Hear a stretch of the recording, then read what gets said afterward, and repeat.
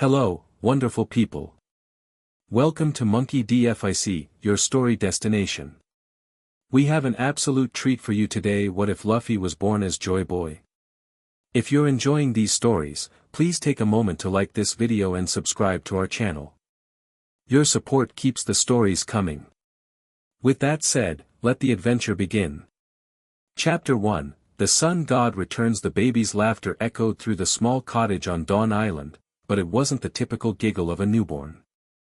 It rang with an ancient resonance that made the midwife step back, her eyes wide. "Dragon," she whispered, "your son, I know, Monkey D," Dragon said, watching the infant who stared back at him with eyes far too knowing for a child just hours old. "His name is Luffy."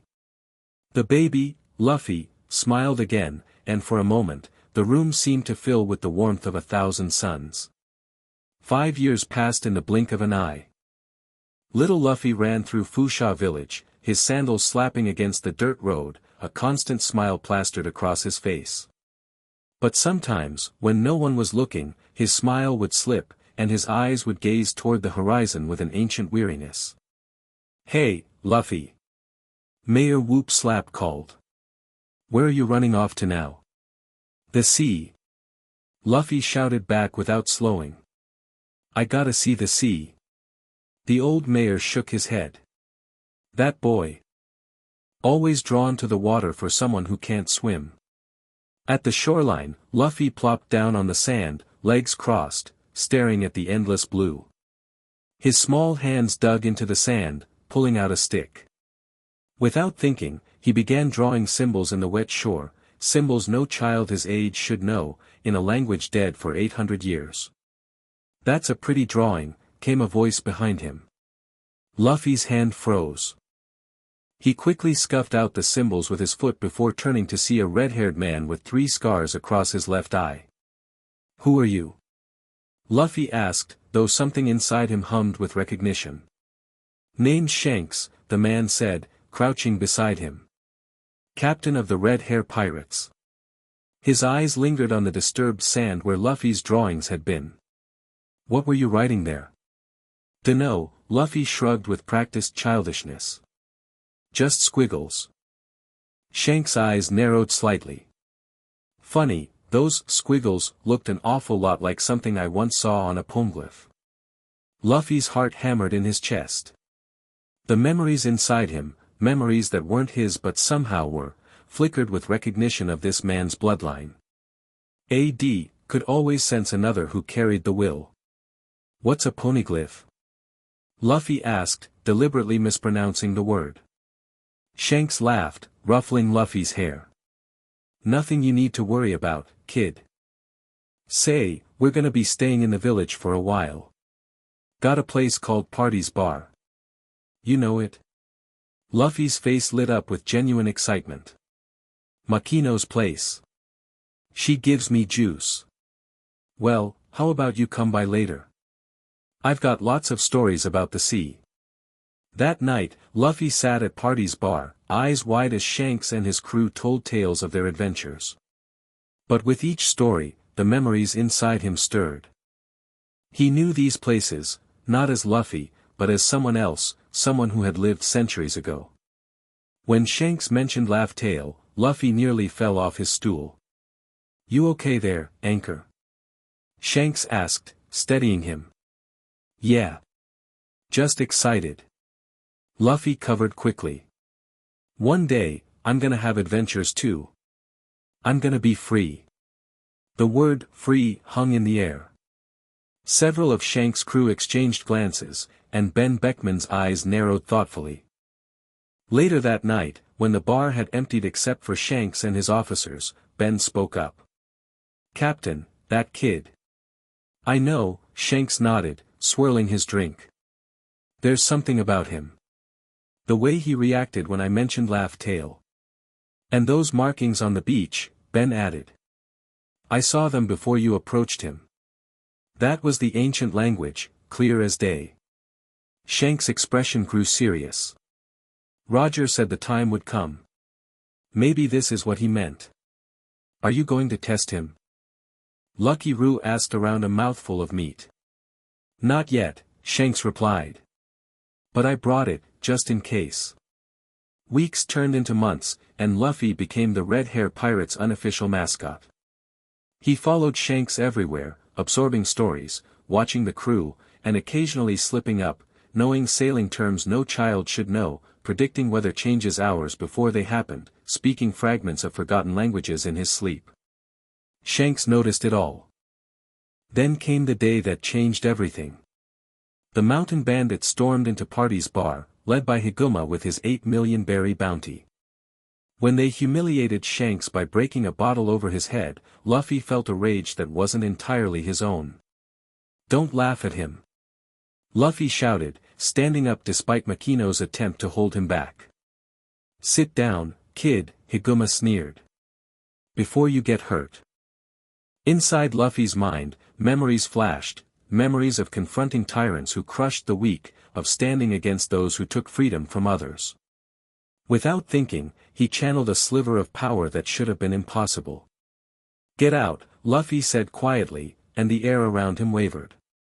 Several bandits staggered back, their eyes rolling up as they collapsed. Higuma's face went white. "What the?" Shanks moved then, faster than anyone could see, stepping between Luffy and the bandit leader. "I think it's time you left," he said pleasantly, but his eyes were deadly serious.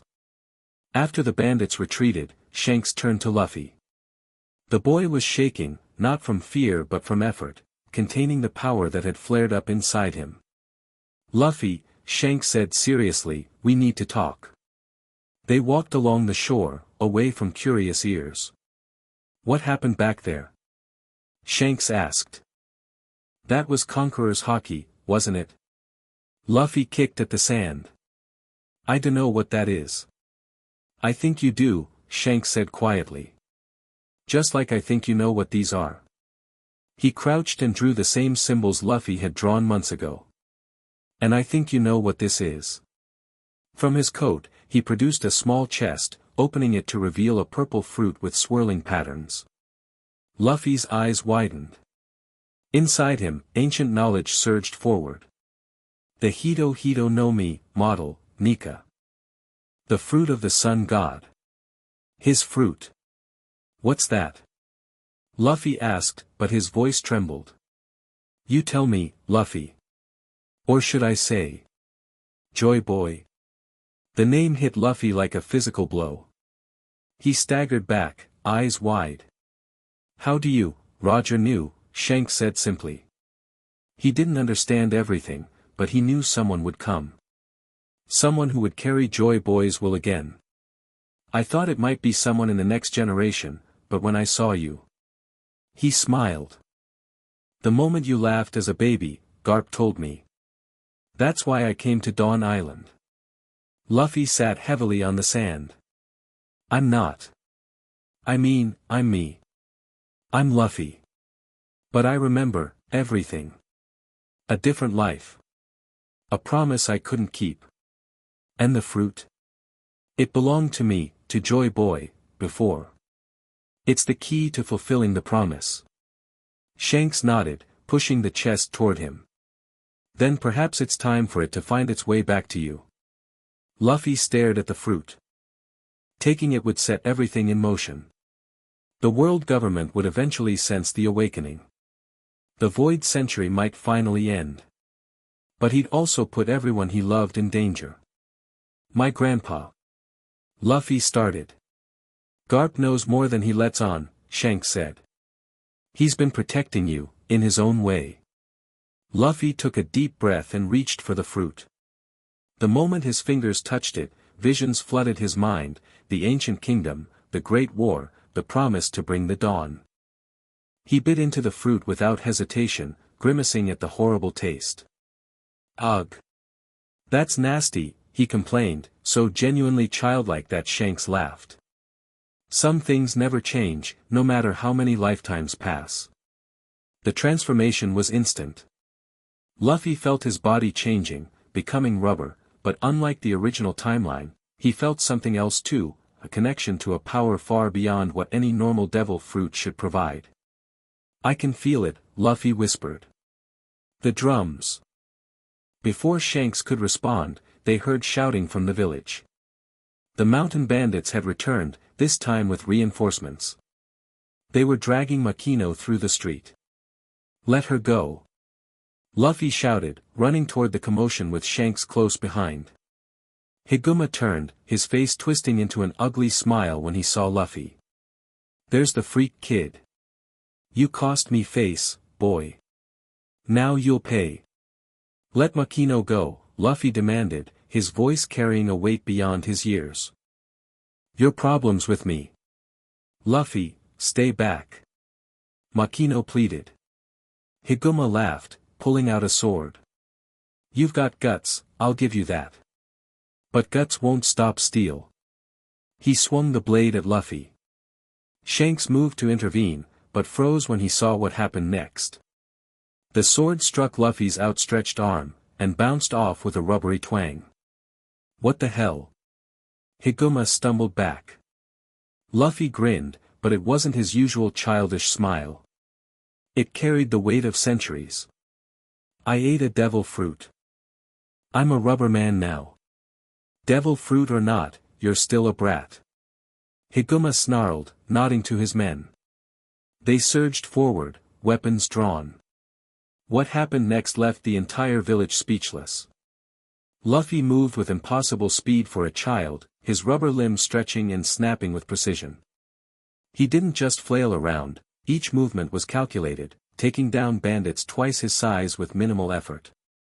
"Gomu Gomu no pistol," he shouted, sending his fist flying into a bandit's face. Shanks watched, arms crossed, a knowing smile on his face. This wasn't just a child with a new devil fruit struggling to use his powers. This was muscle memory from another lifetime. Higuma, seeing his men fall, grabbed Makino and put his sword to her throat. "Stay back, freak. Or she dies." Luffy stopped, eyes narrowing. He raised his hand slightly, and Higuma suddenly stiffened, his eyes rolling back as he collapsed to the ground unconscious. Makino stumbled forward, caught by the nearest villager. Everyone stared at Luffy in shock. No one had seen him touch Higuma. "Conqueror's haki," Shanks murmured. "Fully controlled at age 7. Impossible, unless you really are him." Mayor Whoop Slap pushed through the crowd. "What's going on? Luffy, what did you do?" Before Luffy could answer, a massive shadow fell over the village square. A local lord of the coast, a sea king normally confined to the waters offshore, had somehow dragged itself into the shallows, its massive jaws opening wide. "Everyone back!" Shanks shouted.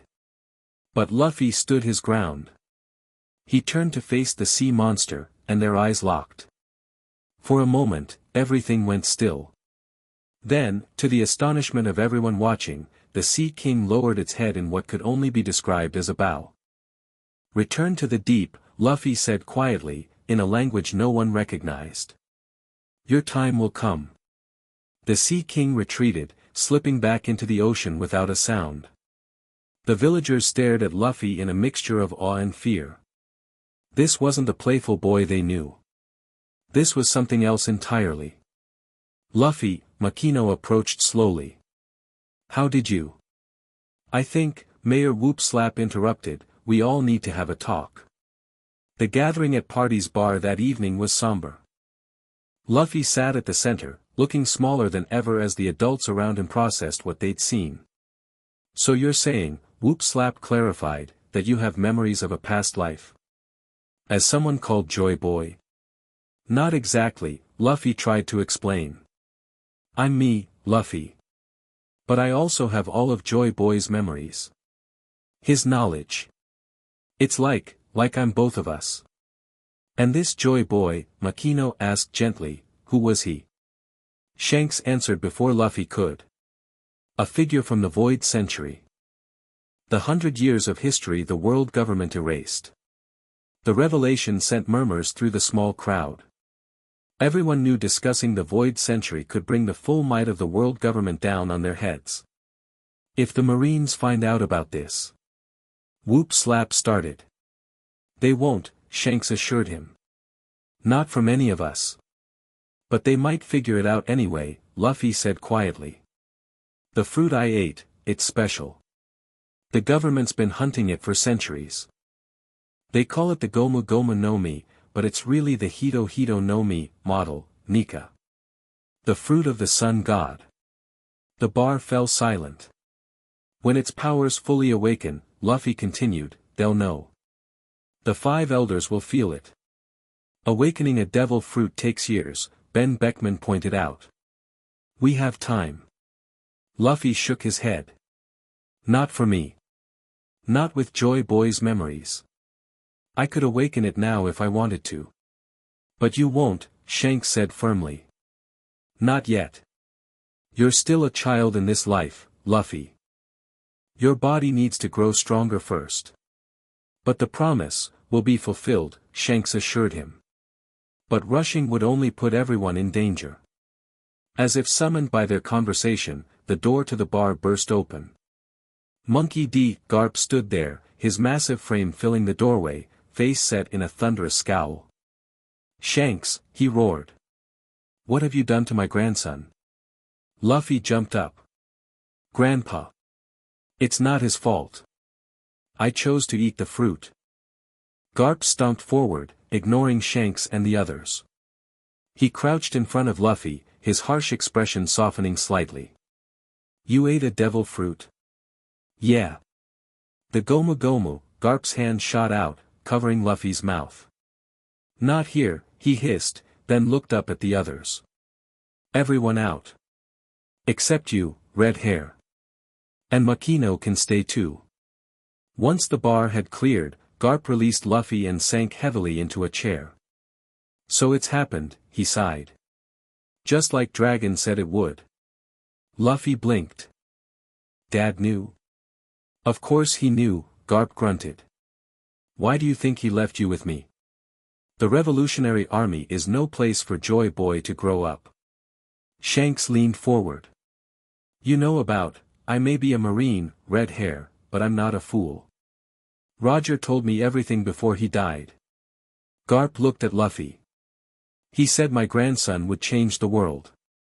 I thought he meant as a Marine. Sorry, Grandpa, Luffy grinned. I'm gonna be the Pirate King. For once, Garp didn't respond with a fist of love. Instead, he studied Luffy with tired eyes. You remember everything, then? The Void Century?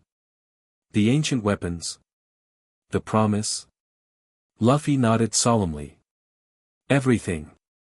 Then you know what you're up against. The world government will stop at nothing to prevent the truth from coming out. I know. But I have to try. Garp sighed heavily. You're too young. 7 years old and already carrying the weight of 800 years.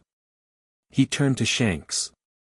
He needs time to grow, to master his powers without drawing attention. Can your crew protect him? Shanks shook his head. We can't stay, Garp. If a Yonko settles on Dawn Island, we'll draw exactly the kind of attention we're trying to avoid. Then what? I can protect him, Makino spoke up. Everyone turned to look at her. No one suspects a barmaid. And everyone in Fusha village loves Luffy. We'll keep him safe until he's ready. Garp considered this, then nodded. I'll increase my visits. Train him properly. Train him as what? Shanks asked. A Marine. As a fighter, Garp corrected. Marine, pirate, those are just labels. What he needs is strength. Luffy, who had been quiet, suddenly spoke up. There's someone else. Someone I need to meet. Who? Garp asked. Ace. Portgas D. Ace. Garp's face went pale. How do you know that name? Joy Boy knows all the D.S, Luffy said simply. Ace is important. So is Sabo. Sabo? Who the hell is Sabo? Someone I haven't met yet, Luffy grinned. But I will. Shanks laughed despite the tension. Some things never change. Still speaking in riddles after 800 years. The group spent the night making plans. Shanks would leave within the month to avoid suspicion.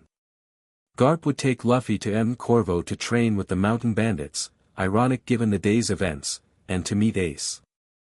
Makino would maintain the connection to Fusha village, providing a safe haven whenever needed.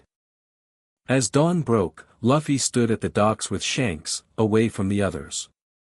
"I have something for you," Shanks said, removing his straw hat. "This belonged to my captain, and his captain before him." Luffy's eyes widened. "Roger's hat. Keep it safe," Shanks placed it on Luffy's head. "It's seen a lot of history. Almost as much as you have." Luffy touched the brim reverently. Inside him, Joy Boy's memories showed this hat in its earliest days, crafted from the leaves of a tree that no longer existed in the world. "I'll return it when I become the Pirate King," Luffy promised. "I know you will." Shanks ruffled his hair. "Just remember, Luffy, you may have Joy Boy's memories, but this is your journey. Your friends. Your dream. Don't let the past dictate your future." Tears welled in Luffy's eyes. "But the promise will be fulfilled in your way," Shanks assured him. "That's why Joy Boys will choose you. Not to repeat the past, but to create a new future." As the Red Hair Pirate's ship disappeared over the horizon, Luffy stood on the dock, the straw hat casting a shadow over his eyes. Inside him, two souls, one ancient, one new, began to find harmony. "My way," Luffy murmured. "I'll do it my way." Empty Corvo loomed dark and forbidding as Garp dragged Luffy through the forest. Dayton's reaction to getting another brat dumped on her doorstep was predictably explosive, but Luffy barely noticed. His attention was fixed on the sullen, freckled boy glaring at him from the corner. Portgas D. Ace.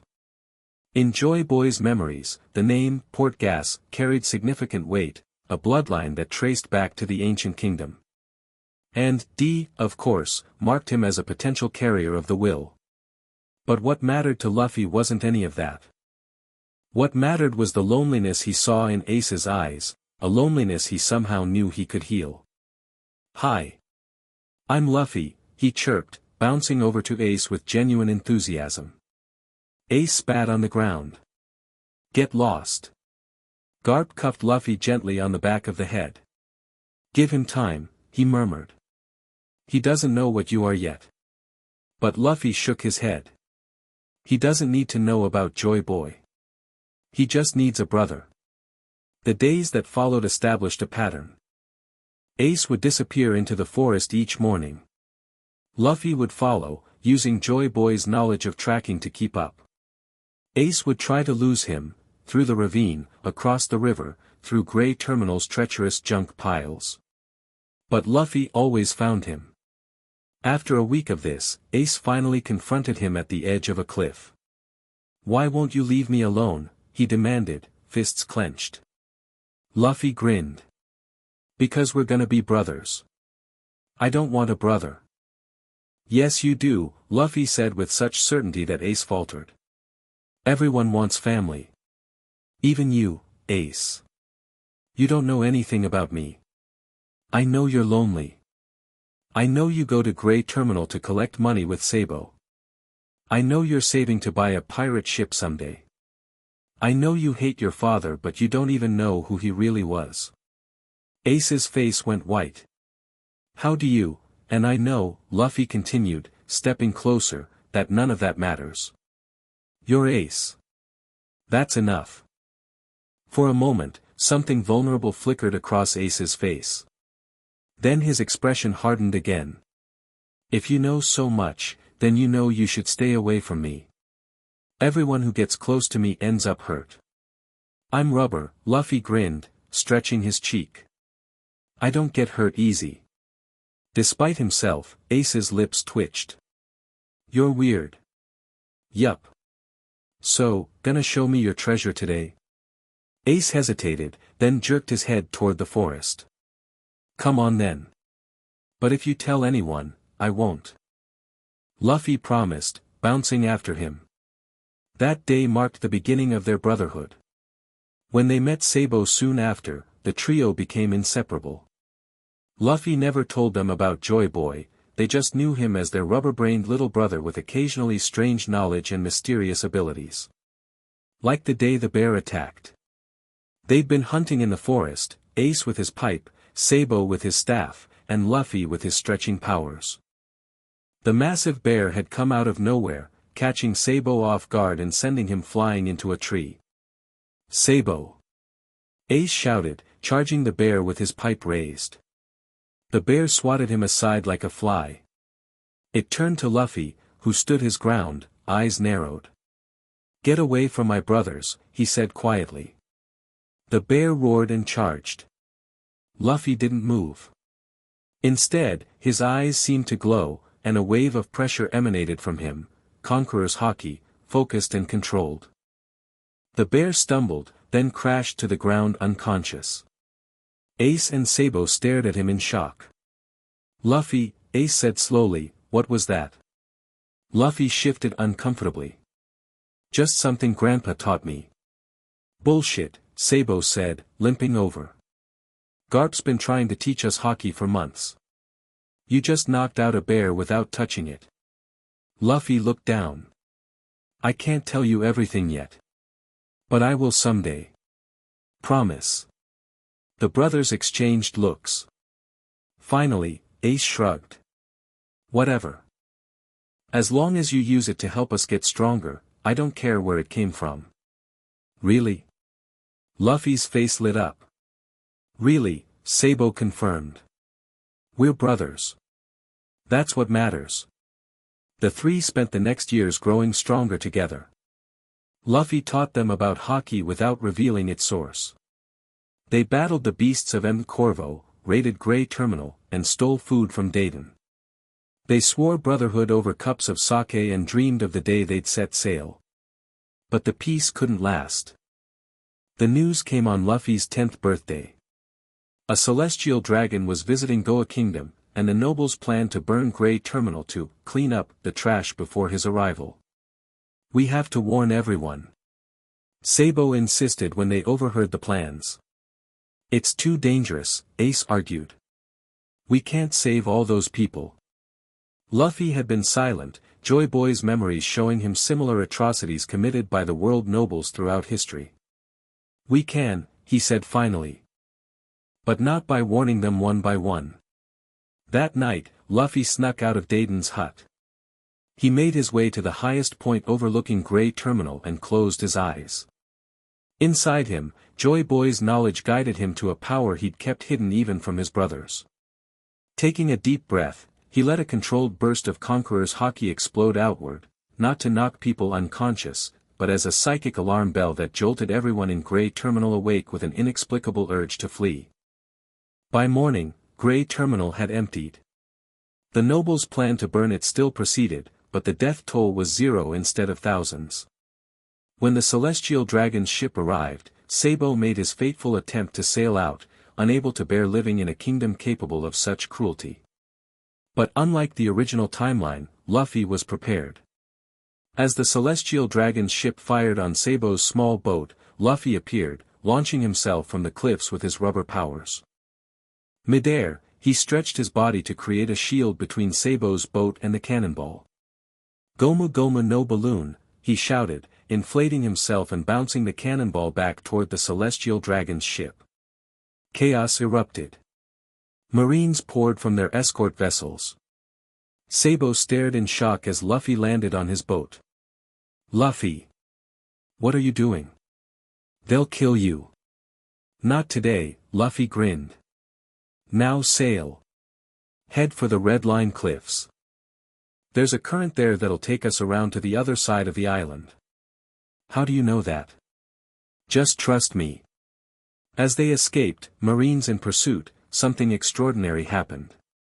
Sea Kings rose from the depths, positioning themselves between the fleeing boat and the Marines.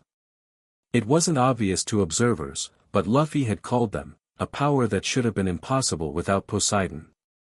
When they finally made it back to shore on the far side of the island, Ace was waiting, having tracked them through the forest. What the hell were you thinking? He shouted, punching both of them. You could have died. But we didn't, Luffy grinned. They saw your face, Luffy, Sabo said seriously. You attacked a celestial dragon's ship. They'll come for you. Luffy nodded. I know. That's why we need to get stronger. All of us. That night, the three brothers made a new pact. They would train together for the next 7 years.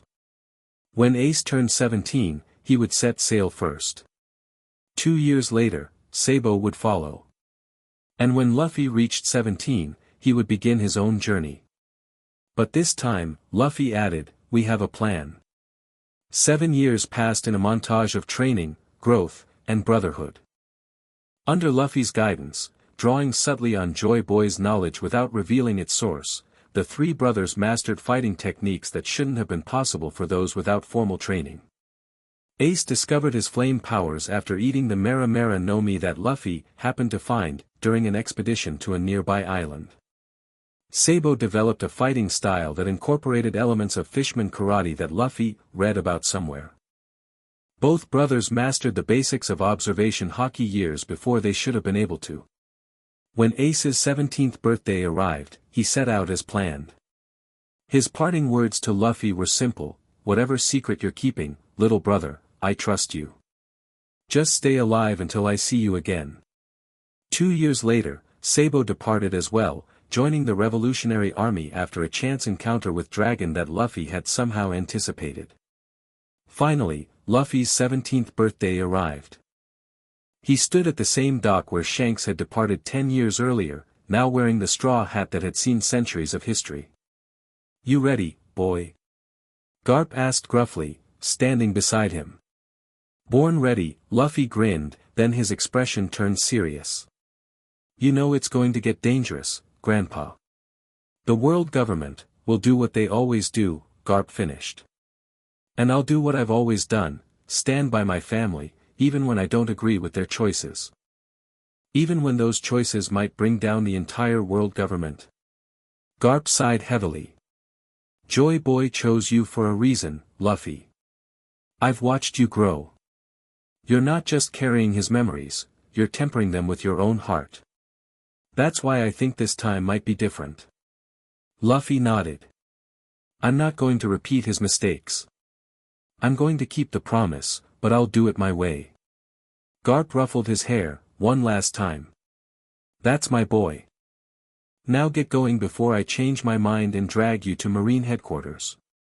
Luffy laughed, jumping into his small boat. As he unfurled the sail, a figure emerged from the tree-line, Makino, carrying a barrel. For your journey, she said, rolling it into his boat. Food, water, and a few surprises. Thanks, Makino, Luffy grinned. For everything. As his boat caught the current, carrying him away from Dawn Island, Luffy turned to face the open sea. Inside him, Joy Boy's ancient promise mingled with his own dreams of adventure. I'm coming, he whispered to the horizon. All blue, laughed Tail, the One Piece, and this time, I won't fail. The Lord of the Coast rose from the water, jaws opening wide to swallow Luffy's tiny boat. Villagers watching from the shore gasped in horror. But Luffy just smiled. Hey there, he said casually. Remember me? The sea monster paused, then lowered its head in recognition. I need to pass, Luffy continued. And I could use a boost to the next island. To the astonishment of the distant observers, the Sea King dipped its massive head, allowing Luffy to climb onto it. Then it surged forward, carrying Luffy across the waves faster than any small boat could travel. Garp watched from the cliffs, arms crossed. Show off, he muttered, but there was pride in his voice. Miles away, in a marine ship, a young sailor named Kobe cowered as Alvida swung her iron mace, barely missing his head. Who's the most beautiful woman on the seas? She demanded. Why you are, Lady Alvida. Kobe stammered, knowing the lie might save his life but hating himself for it. That's right, she smirked. Now finish scrubbing the deck before I feed you to the sharks. As Kobe returned to his work, he gazed longingly at the horizon. 2 years of slavery on this ship had crushed almost all his dreams, but a tiny spark remained, a desire to become a Marine, to stand for justice. Little did he know that fate, in the form of a straw-hatted boy with the memories of a god, was speeding toward him. The Sea King deposited Luffy near a small island where Alvida's ship was docked. Thanking the creature, Luffy leapt onto the shore, stretching his arms in anticipation. "Let's see," he muttered. "If I remember right, this is where I meet." A crash in the forest interrupted his thoughts. Turning, he saw a pink-haired boy stumble through the underbrush, terror on his face. "Kobe!" Luffy exclaimed cheerfully. The boy froze. How do you know my name?" Luffy blinked, catching himself. Lucky guess. You look like a Kobe." Before the confused boy could respond, Luffy grabbed his arm. "Quick, into that barrel. Alvida's coming." "How did you, no time." "Trust me." Minutes later, as they hid in the empty storage shed, Kobe stared at Luffy in bewilderment. "Who are you? How do you know about Alvida?" "I'm Monkey D, Luffy," he grinned. "The man who's going to be king of the pirates." Kobe's jaw dropped. "Pirate King?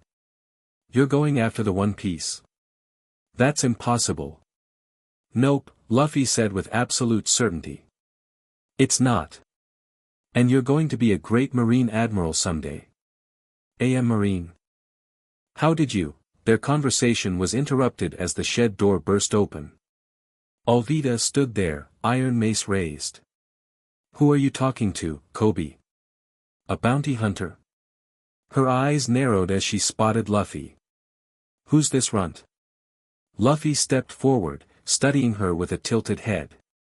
"You know, in about 2 years, there's gonna be a devil fruit that would really help with your, He gestured vaguely at her large figure. "The Sub no Mi makes you all slippery and slim." Alvida's face contorted with rage. "Are you calling me fat?"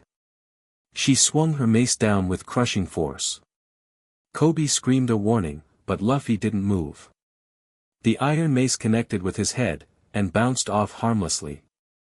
"That won't work," Luffy said cheerfully. "I'm made of rubber." "Devil fruit," Alvida growled, backing up. "Men! Get him!" Her pirates charged into the shed, weapons drawn.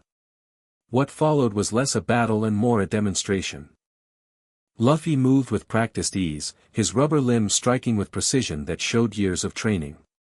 But he was careful not to reveal too much, no gear techniques, no advanced haki. Just enough to impress Kobe without raising too many questions. Within minutes, Alvida's crew lay unconscious around them. Alvida herself backed away, mace held defensively. "Who are you?" she demanded. "Like I said, I'm Luffy. And Kobe's coming with me." Kobe stared at him in shock. "I am?" "Yup. You're gonna be a Marine, remember? And I need to find Zoro." "Aroranoa Zoro? The pirate hunter?" "He's being held at the Marine base on the next island, but, perfect." Luffy grabbed Kobe's arm. "Let's go." "You're not going anywhere." Alvida roared, charging forward. Luffy sighed. "Gomu Gomu no pistol." His fist shot out, striking Alvida squarely in the stomach and sending her flying through the shed wall and into the distance. Kobe gaped. How did you?" "I'll explain on the way," Luffy said, dragging him toward the beach where a small boat was tied. "We've got a swordsman to recruit." As their boat sailed toward the Marine base where Zoro was imprisoned, Luffy told Kobe an edited version of his story, leaving out Joy Boy entirely. Instead, he spoke of his training with Ace and Sabo, his devil fruit powers, and his dream of finding the One Piece. "But why help me?" Kobe asked. "If you're a pirate and I want to be a Marine, we'll be enemies." Luffy shook his head. "Pirate, Marine, those are just labels. What matters is what's in here. He tapped Kobe's chest. You want justice. I want freedom. They don't have to conflict. Kobe considered this. I've never thought about it that way. The world isn't black and white, Kobe. There are good pirates and corrupt marines. What matters is staying true to what you believe in. Is that why you want to recruit Zoro? Because he's true to his beliefs? Luffy grinned. Zoro's gonna be the greatest swordsman in the world. And my first mate. But he hunts pirates. He hunts bounties, Luffy corrected. And he has a dream bigger than money. You'll see. When they reached the marine base at Shell's town, Luffy headed straight for the execution yard where Zoro was tied to a post. Unlike in the original timeline, he knew exactly where to go and what he would find. Zoro looked up as they approached, his face gaunt from weeks of starvation. More visitors. Beat it, kid. I'm not a sideshow. Luffy studied him, seeing not just the man before him but the warrior he would become. 3 swords. White one's missing. Wado Ikumanji, right? Zoro's eyes narrowed.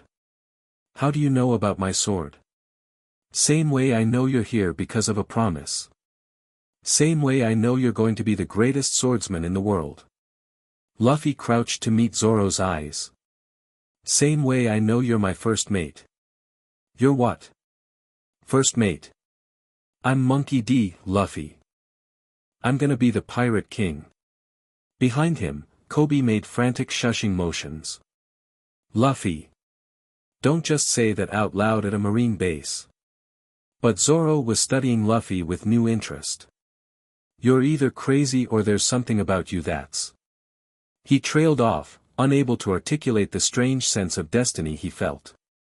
Join my crew, Luffy said simply. I work alone. No. You need a captain. Someone who'll help you fulfill your promise to Kuina. Zoro's face went white. How the hell do you know about... Their conversation was interrupted by the arrival of Helmeppo, the marine captain's son, flanked by soldiers. Well, Helmeppo sneered. Visitors for the beast. You know that's against the rules. Luffy ignored him, still focused on Zoro. They never intended to let you go. They're executing you tomorrow. What? Zoro's head snapped up. He's lying. Helmeppo protested, but his face betrayed him. Your father ordered it this morning, Luffy continued calmly. But I've got a better offer. Join my crew, and I'll get your swords back. Zoro's jaw clenched.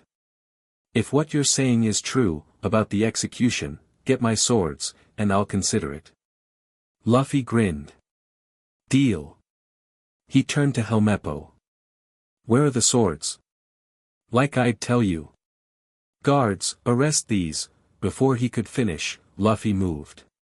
Not with rubber powers, but with the speed born of a decade of training.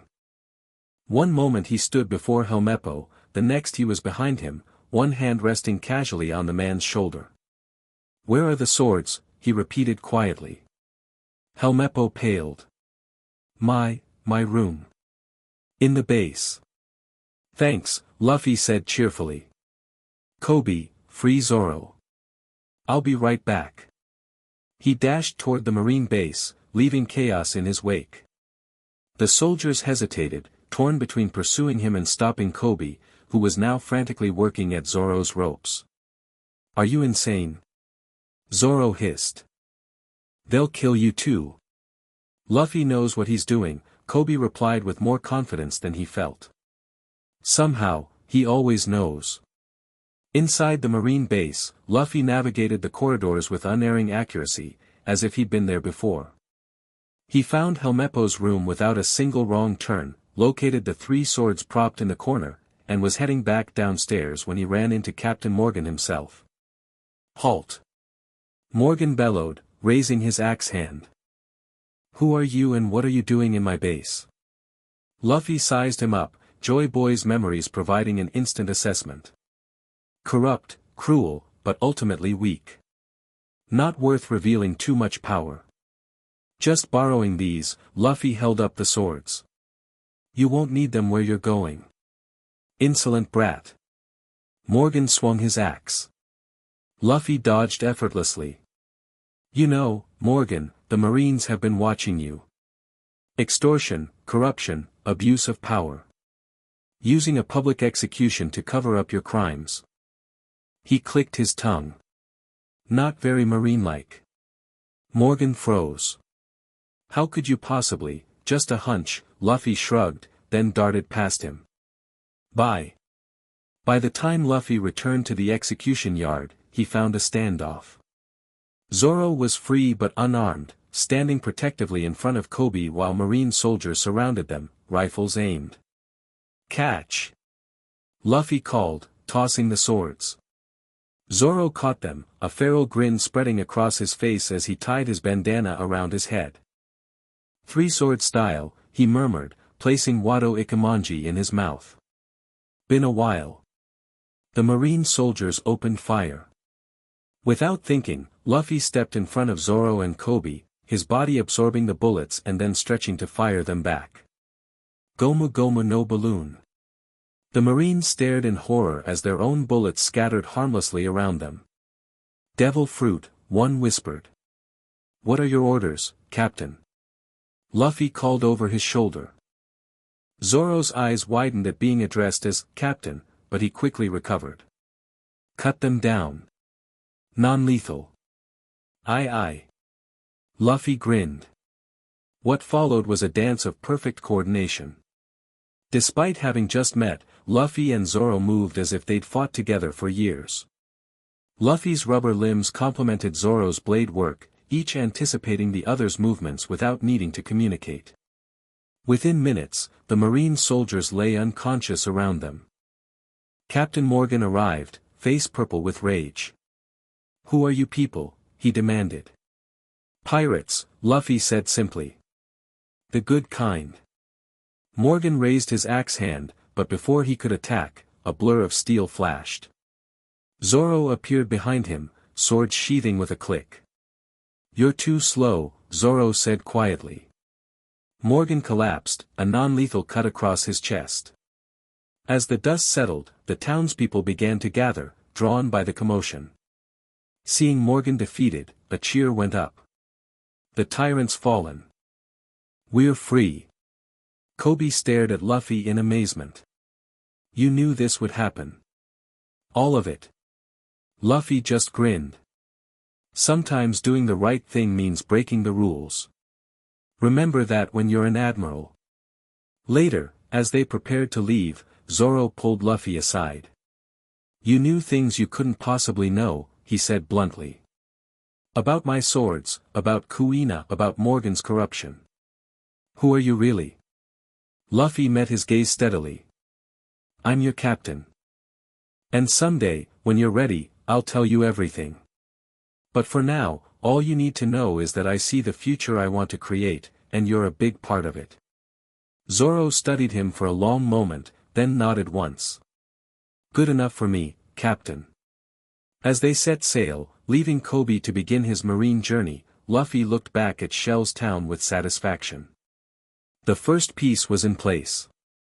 The crew that would help him fulfill Joy Boy's ancient promise was beginning to form. Where to next? Zoro asked, lounging against the mast of their small boat.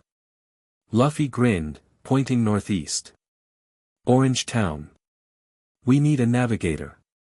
As their boat cut through the waves, unseen by either of them, a sea king swam protectively beneath, guided by the will of the ancient king who sailed once more.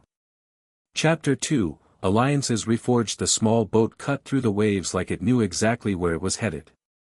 Maybe it did. Luffy sat cross-legged at the bow, the straw hat shadowing his eyes as he gazed toward the horizon. Behind him, Zoro snored against the mast, his three swords propped against his shoulder. Oi, Zoro, Luffy called without turning around. Wake up. Zoro cracked one eye open. What is it? Pirates? Sea kings? Nah, Luffy grinned. Just thought you might want to know a bit about where we're going. Orange Town, you said.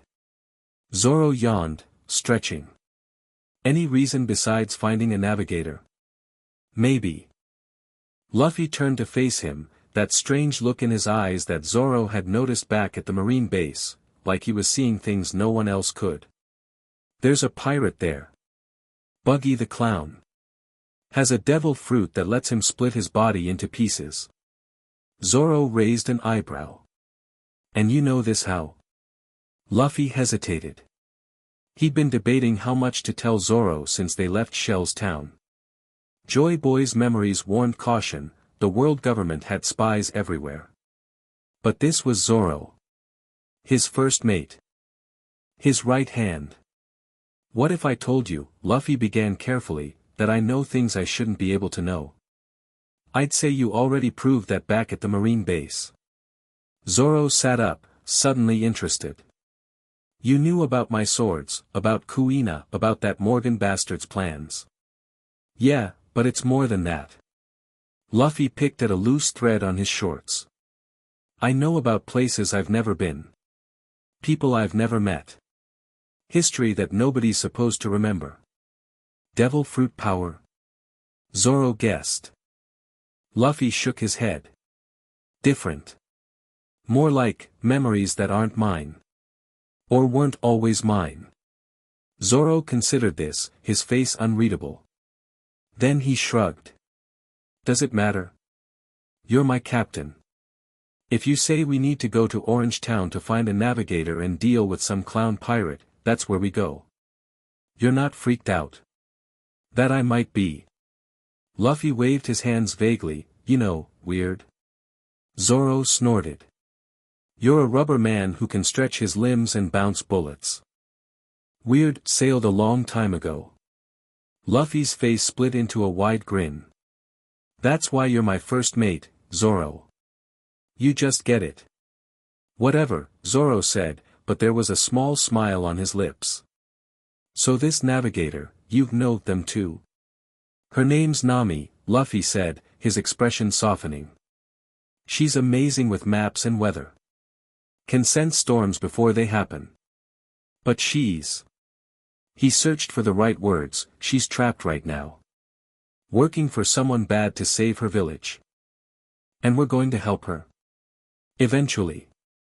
First, we need her to join us. Even if it's just pretend at first. Zoro nodded, accepting this strange foreknowledge without further question. And the clown? He has something I need to see, Luffy said cryptically. A map. To the Grand Line. Among other things. The conversation paused as Luffy's stomach let out a tremendous growl. He laughed, patting his belly. Man, I'm starving. We should have grabbed more food before leaving. You ate everything within the first hour, Zoro pointed out dryly. Can't help it. Growing rubber man here. Luffy squinted at the horizon. There should be a small island coming up soon. Not Orange Town yet, but a good place to stock up. Sure enough, within the hour, a small island appeared on the horizon.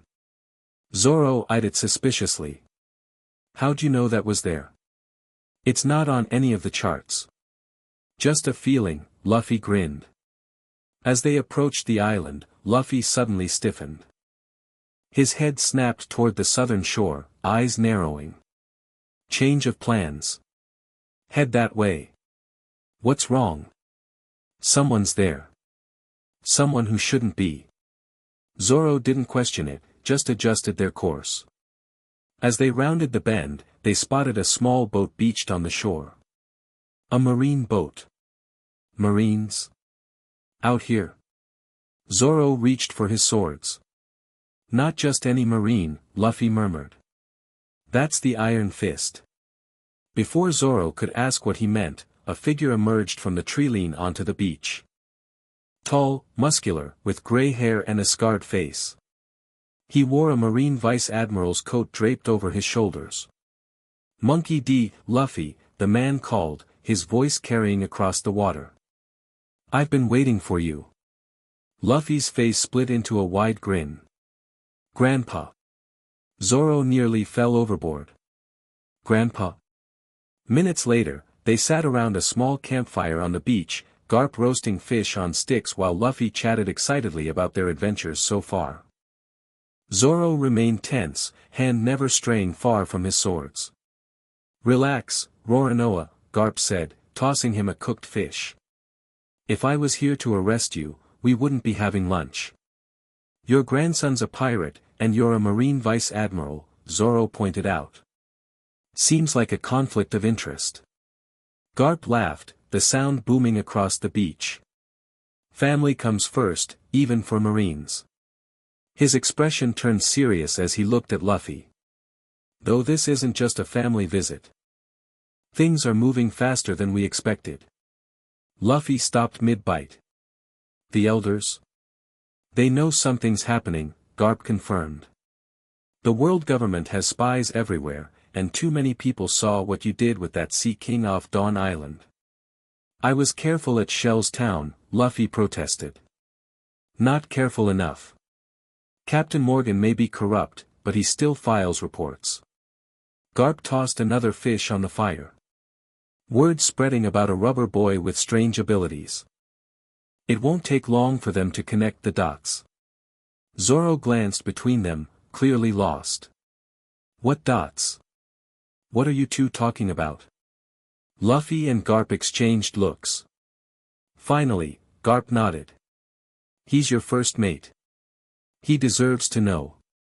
Taking a deep breath, Luffy turned to Zoro. Remember when I said I have memories that aren't mine? Well, those memories belong to someone who lived 800 years ago. Someone the world government has been trying to erase from history. Zoro's eyes widened slightly. The Void Century. You know about that? Luffy asked, surprised. Every swordsman who trains in Wano hears rumors, Zoro said.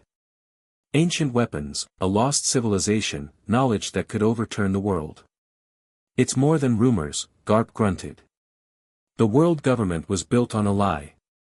A lie that buried the truth about a man named Joy Boy and the promise he couldn't keep.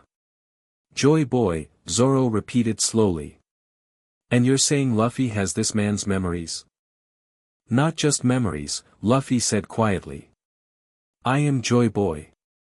Reborn, I guess. Or his will, living again. To their surprise, Zoro just nodded. That explains a lot. You believe me? Just like that? Luffy asked. I've believed in stranger things, Zoro shrugged. Besides, it fits. The things you know, the way you move sometimes, like you're remembering rather than learning. Garp studied Zoro with newfound respect. You've got sharp eyes, Roronoa. So what's the plan? Zoro asked. If the world government is already suspicious. We keep moving, Luffy said firmly. Gather our crew. Get stronger. There are places I need to go, people I need to meet. The promise I made, that Joy Boy made, it involves a lot of pieces. Like this navigator we're looking for. And the clown pirate? Exactly. Luffy turned to Garp. Did you bring it? Garp reached into his coat and pulled out a small wooden box, weathered with age. Found it exactly where you said it would be. Hidden chamber beneath Reverse Mountain. Luffy took the box reverently. When he opened it, Zoro leaned forward to see a small red stone inscribed with strange symbols. A poneglyph fragment, Garp explained. Too small for the government to track, but authentic. Luffy ran his fingers over the symbols, his lips moving silently as he read them. It confirms what I remembered. The 3 weapons, the locations, the promise. What promise? Zoro asked. To unite the world, Luffy said simply. To bring down the Red Line. To create the All Blue. To free every island and every people from the world government's control. Ambitious, Zoro remarked dryly. Impossible for most, Garp corrected. But not for Joy Boy reborn with the Nika fruit. Nika? Zoro frowned. I thought Luffy ate the Gomu Gomu no Mi. That's what the world government calls it, Luffy explained. But its real name is the Hito Hito no Mi model, Nika. The fruit of the sun god. The world government's most guarded secret, Garp added. They've been hunting it for centuries. If they confirm Luffy has it and can already control its powers, they'll send everything they have, Luffy finished. Which is why I have to be careful. Show only what I need to, when I need to. Like at Shell's town, Zoro realized. You could have taken those marines without breaking a sweat, but you held back. Exactly. Luffy closed the box and handed it back to Garp. Keep this safe. I've memorized what I needed. Garp tucked the box away. I'll be watching from a distance, but I can't interfere openly. Not yet. The others are in position, Dragon in the east, Shanks in the New World. When the time comes, we'll move. And Ace and Sabo? Luffy asked. Ace is making quite a name for himself with the Spade Pirates. Sabo's rising through the revolutionary ranks. Garp stood, brushing sand from his pants. They're playing their parts, just as you planned. I still don't get how a kid managed to organize all this, Zoro commented. Luffy grinned. Not a kid. An ancient warrior with a new chance. As Garp prepared to leave, he pulled Luffy into a tight hug. Be careful, grandson. Joy boy or not, you're still my family. I know, Gramps. Luffy hugged him back. I'll be fine. I've got Zoro now. Garp eyed the swordsman. You protect him with your life, Roronoa. He's more important than you know. Already planned to, Zoro replied simply. After Garp's boat disappeared over the horizon, Zoro turned to Luffy. So, Captain Joy Boy, what parts of your power are you planning to show our new navigator? Luffy laughed. Just Luffy is fine. And don't worry about Nami. She's got her own secrets to keep. Orange Town appeared on the horizon the next day, smoke rising from several buildings. Looks like Buggy's already made himself at home, Luffy observed as they approached the harbor. What's the plan? Zoro asked. First, we find Nami. She'll probably try to trick us, maybe steal our boat. Just go with it. You want me to let someone steal our boat? Trust me, Luffy grinned. It's all part of the adventure. They docked at an abandoned pier. The town seemed deserted, locals either fled or hiding.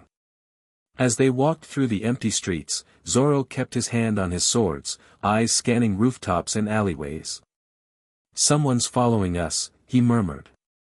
I know, Luffy replied cheerfully. She's been trailing us since the harbor. She? As if on cue, a girl with short orange hair stepped out from an alley ahead of them. She wore a white and blue striped shirt and a confident smile that didn't quite reach her eyes. Hey there, sailors, she called. Are you lost? Nami. Luffy exclaimed, waving enthusiastically. Her smile faltered. How do you know my name? Luffy froze, realizing his mistake. Lucky guess. You look like a Nami. Zoro facepalmed behind him. Nami's eyes narrowed suspiciously. Right. Well, anyway, this town's dangerous. Buggy the Clown's pirates have taken over. You should probably leave. Actually, we came to deal with Buggy, Luffy said. I need something he has. Oh. Interest sparked in Nami's eyes. Are you pirates or bounty hunters? Pirates. Luffy declared proudly. Nami's expression instantly cooled. I hate pirates. They're all the same, greedy, cruel monsters who take whatever they want. The pain behind her words was so raw that Zoro glanced at Luffy, wondering how he'd respond. To his surprise, Luffy's usual grin softened to something more gentle. Not all pirates, he said quietly. Some of us just want to be free.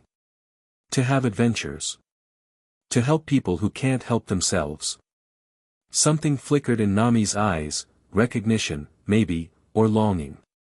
But it vanished quickly, replaced by calculation.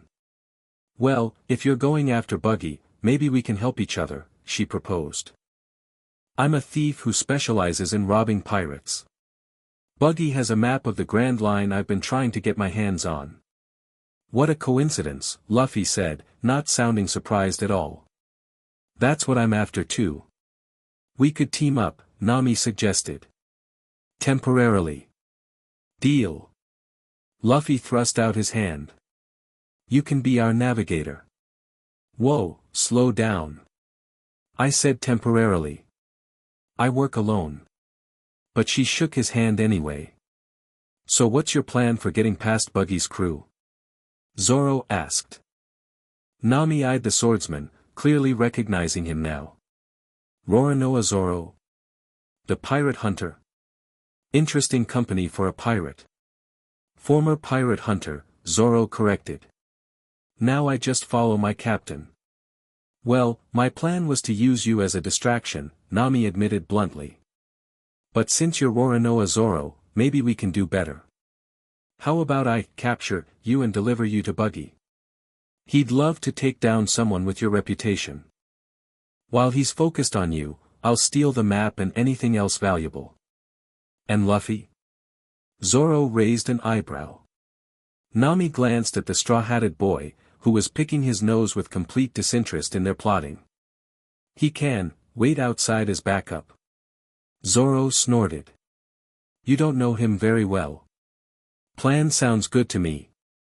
Luffy chirped. "Except I'm coming too. I need to talk to Buggy." "Talk to him?" Nami looked incredulous. "He's a murderous pirate." "He's also sailed on the same ship as Shanks," Luffy said. "He knows things." Nami looked confused, but nodded slowly. "Fine.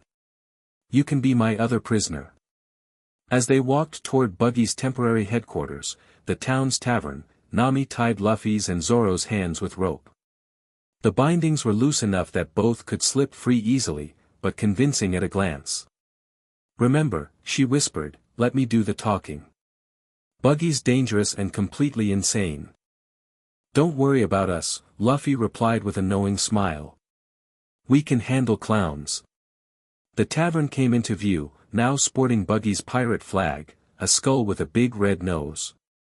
Pirates lounged around outside, drinking and laughing. On the roof, a bizarre circus tent had been erected, music and raucous laughter emanating from inside. "Hey!" Nami called out to the pirates. "I've got something for your captain." The pirates turned, their eyes widening at the sight of her prisoners. "That's Roronoa Zoro," one gasped. "Captain Buggy will want to see this," another agreed, scrambling inside to alert their leader. Minutes later, they were escorted onto the roof. The tent was filled with Buggy's crew, all sporting circus-themed clothing and weapons. At the center sat Buggy himself, blue hair, red nose, flamboyant captain's coat.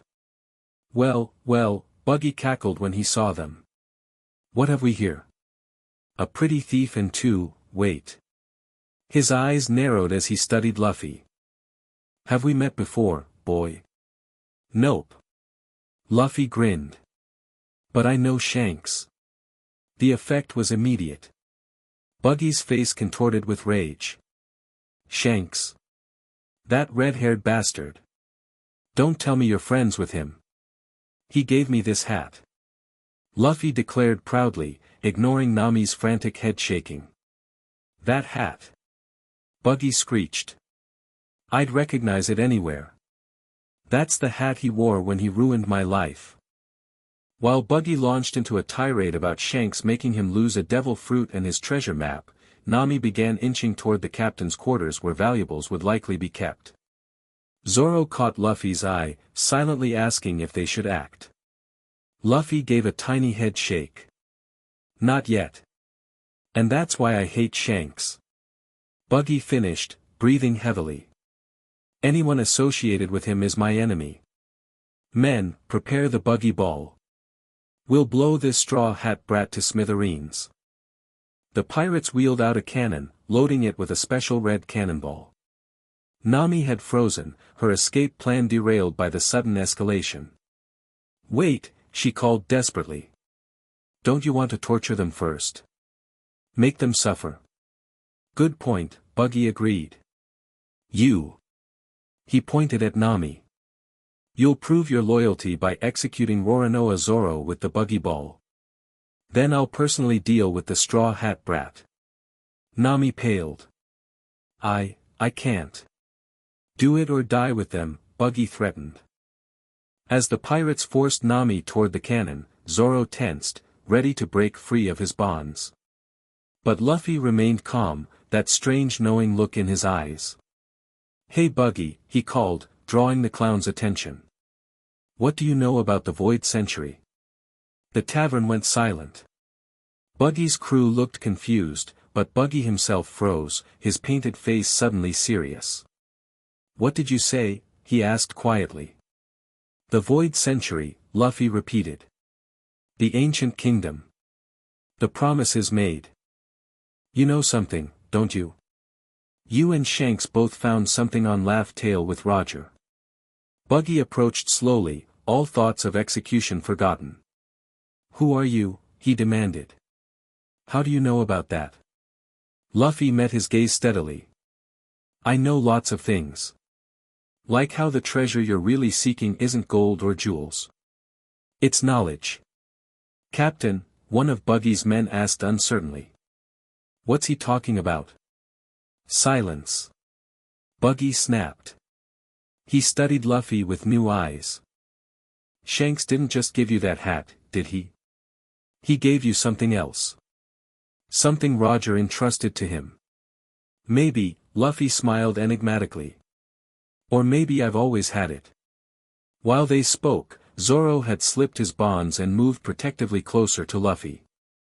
Nami remained by the cannon, forgotten for the moment, her eyes darting between exits and treasure. "Show me," Buggy demanded. "Show me you're not bluffing." Luffy glanced around at the watching pirates. "Not here. Too many eyes and ears." Buggy considered this, then nodded sharply. "My cabin. Now." He turned to his crew. "Continue the festivities. I'll deal with these intruders personally." He led Luffy into his private cabin, with Zoro following despite Buggy's protests. Nami, seeing her opportunity, slipped away to search for the map and treasure. Inside the cabin, Buggy secured the door and turned to Luffy. "Now talk. Who are you really?" Instead of answering, Luffy picked up a piece of chalk from Buggy's desk. On the wooden wall, he began drawing symbols, the same ancient language he'd sketched in the sand as a child. Buggy's eyes widened. "That's the language of the poneglyphs," Luffy finished. "The history Roger discovered." "How do you know this?" "You're just a kid." "I'm not just a kid," Luffy said quietly. "I'm Joy Boy." The color drained from Buggy's painted face. "Impossible. Joy Boy lived 800 years ago. And now I'm back to fulfill the promise." Buggy staggered to a chair, collapsing into it. "Roger said someone would come. The drums of liberation will sound again," he said. "But I never thought." He looked up at Luffy with new respect. "If you really are Joy Boy reborn, prove it. Tell me something only he would know." Luffy leaned forward and whispered something in Buggy's ear. Whatever he said caused the clown pirate to go completely still. "It really is you," Buggy whispered. "But how? Why now?" "Because it's time," Luffy said simply. "The world government has ruled for too long. The ancient weapons are aligning. The island that waits is calling." Buggy shook his head in disbelief. "And what do you want from me? I'm not exactly revolutionary material." "The map," Luffy said. "And any information you have about the locations Roger visited. I need to retrace his journey, but faster. There's no time to discover everything from scratch. If I help you, the world government will hunt me down," Buggy pointed out. They're going to fall, Luffy stated with absolute certainty. The question is whether you want to be on the winning side when it happens. Buggy studied him for a long moment, then sighed dramatically. Roger would come back and haunt me if I refused, wouldn't he? He went to a hidden safe in the wall, opening it to reveal several scrolls. Here. Maps to key locations in the Grand Line. Islands with poneglyphs. Routes that bypass marine strongholds. As Luffy reached for them, the door burst open. Nami stood there, a sack of treasure over her shoulder and a rolled map in her hand. Luffy. Zoro. We need to go. The whole town is, she stopped, taking in the strange scene. What's going on? Making an alliance, Luffy explained cheerfully. Buggy's gonna help us. Help us? Nami looked incredulous. He was about to execute us 5 minutes ago. That was before I knew who he was, Buggy said, his usual bombastic personality returning. Any friend of Roger's is a friend of mine. Nami clearly didn't believe a word, but before she could argue, explosions rocked the building. What now? Zoro growled. The townspeople, Nami explained. They've had enough of Buggy terrorizing them. They're fighting back. Luffy grabbed the scrolls from Buggy. Looks like your stay in Orange Town is over. So it seems, Buggy agreed sourly. My crew can handle some peasants, but if you're really who you say you are, trouble follows. Better to relocate. Where will you go? Luffy asked. There's always another town to plunder, Buggy shrugged, but seeing Luffy's expression darken, he quickly added, or perhaps I'll seek out old friends in the Grand Line. Share what I know. Good choice, Luffy nodded. When the time comes, I'll call for you. And I may actually answer, Buggy replied with a crooked smile. They left Buggy to organize his crew's retreat. Outside, chaos reigned as townspeople clashed with pirates. Luffy, Zoro, and Nami slipped away in the confusion, making their way back to the harbor. Will someone please tell me what just happened? Nami demanded once they reached their boat. 1 minute Buggy wants to kill us, the next your best friends sharing secret maps. It's complicated, Luffy said, stowing the scrolls carefully. But the important thing is we got what we needed. Including this, Nami held up the map she'd stolen. Map to the Grand Line. Though these other scrolls probably have better information. They do, Luffy confirmed. But we're not heading to the Grand Line yet. We need more crew members first. We? Nami raised an eyebrow. I never agreed to join your crew. But you will, Luffy said with certainty. After we help free your village from Arlong. Nami's face went white. How do you know about Arlong? And Belmere? And the map room where he forces you to draw charts. Luffy's voice softened. I told you, Nami. Not all pirates are the same. Some of us fight for freedom. You can't possibly understand, I understand more than you think. Luffy rolled up his sleeve, revealing a strange mark on his arm, a sun-like symbol that seemed to pulse with its own light. This is the mark of someone who made a promise to protect those who can't protect themselves. To tear down the walls that divide the world. To create a place where no one has to be a slave. Nami stared at the mark, transfixed. What are you? Someone who can help you, Luffy said simply. If you'll let me. Nami hesitated, years of betrayal and broken trust warring with the desperate hope in her heart. I need to think about it. Take all the time you need, Luffy smiled. We're heading to Syrup Village next. Plenty of thinking time on the way. Syrup Village? Zoro asked. What's there? Our sniper, Luffy grinned.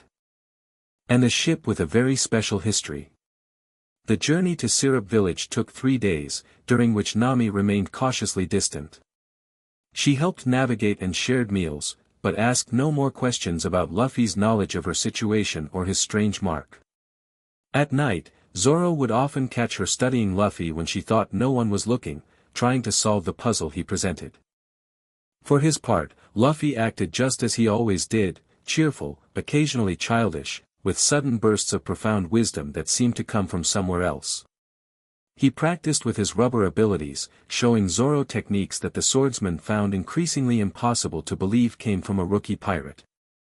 "You fight like you've been doing this for centuries," Zoro commented one evening after a particularly intense sparring session. Luffy just laughed. "In a way, I have." On the third day, Syrup Village appeared on the horizon, a small, peaceful settlement on the slopes of a gentle hill. "Doesn't look like much," Nami observed. "It's not what it looks like," Luffy replied cryptically. "It's who's here." They anchored at a small cove rather than the main harbor. As they made their way up the path toward the village, Luffy suddenly stopped. "This is where he'll ambush us," he announced. "Who?" Nami asked. As if on cue, a voice called out from the bushes. "Halt, pirates! Go no further if you value your lives. I am the great Captain Usopp, leader of the fearsome Usopp pirates. I command an army of 80 million men." Luffy grinned widely. "Wow! 80 million? That's amazing." "He's obviously lying," Nami muttered. "I know," Luffy whispered back. "But his lies will become truth someday. That's his gift." Before Nami could ask what he meant, a lanky young man with a long nose and curly black hair emerged from the bushes, slingshot in hand. 3 small children peeked out behind him. "That's right.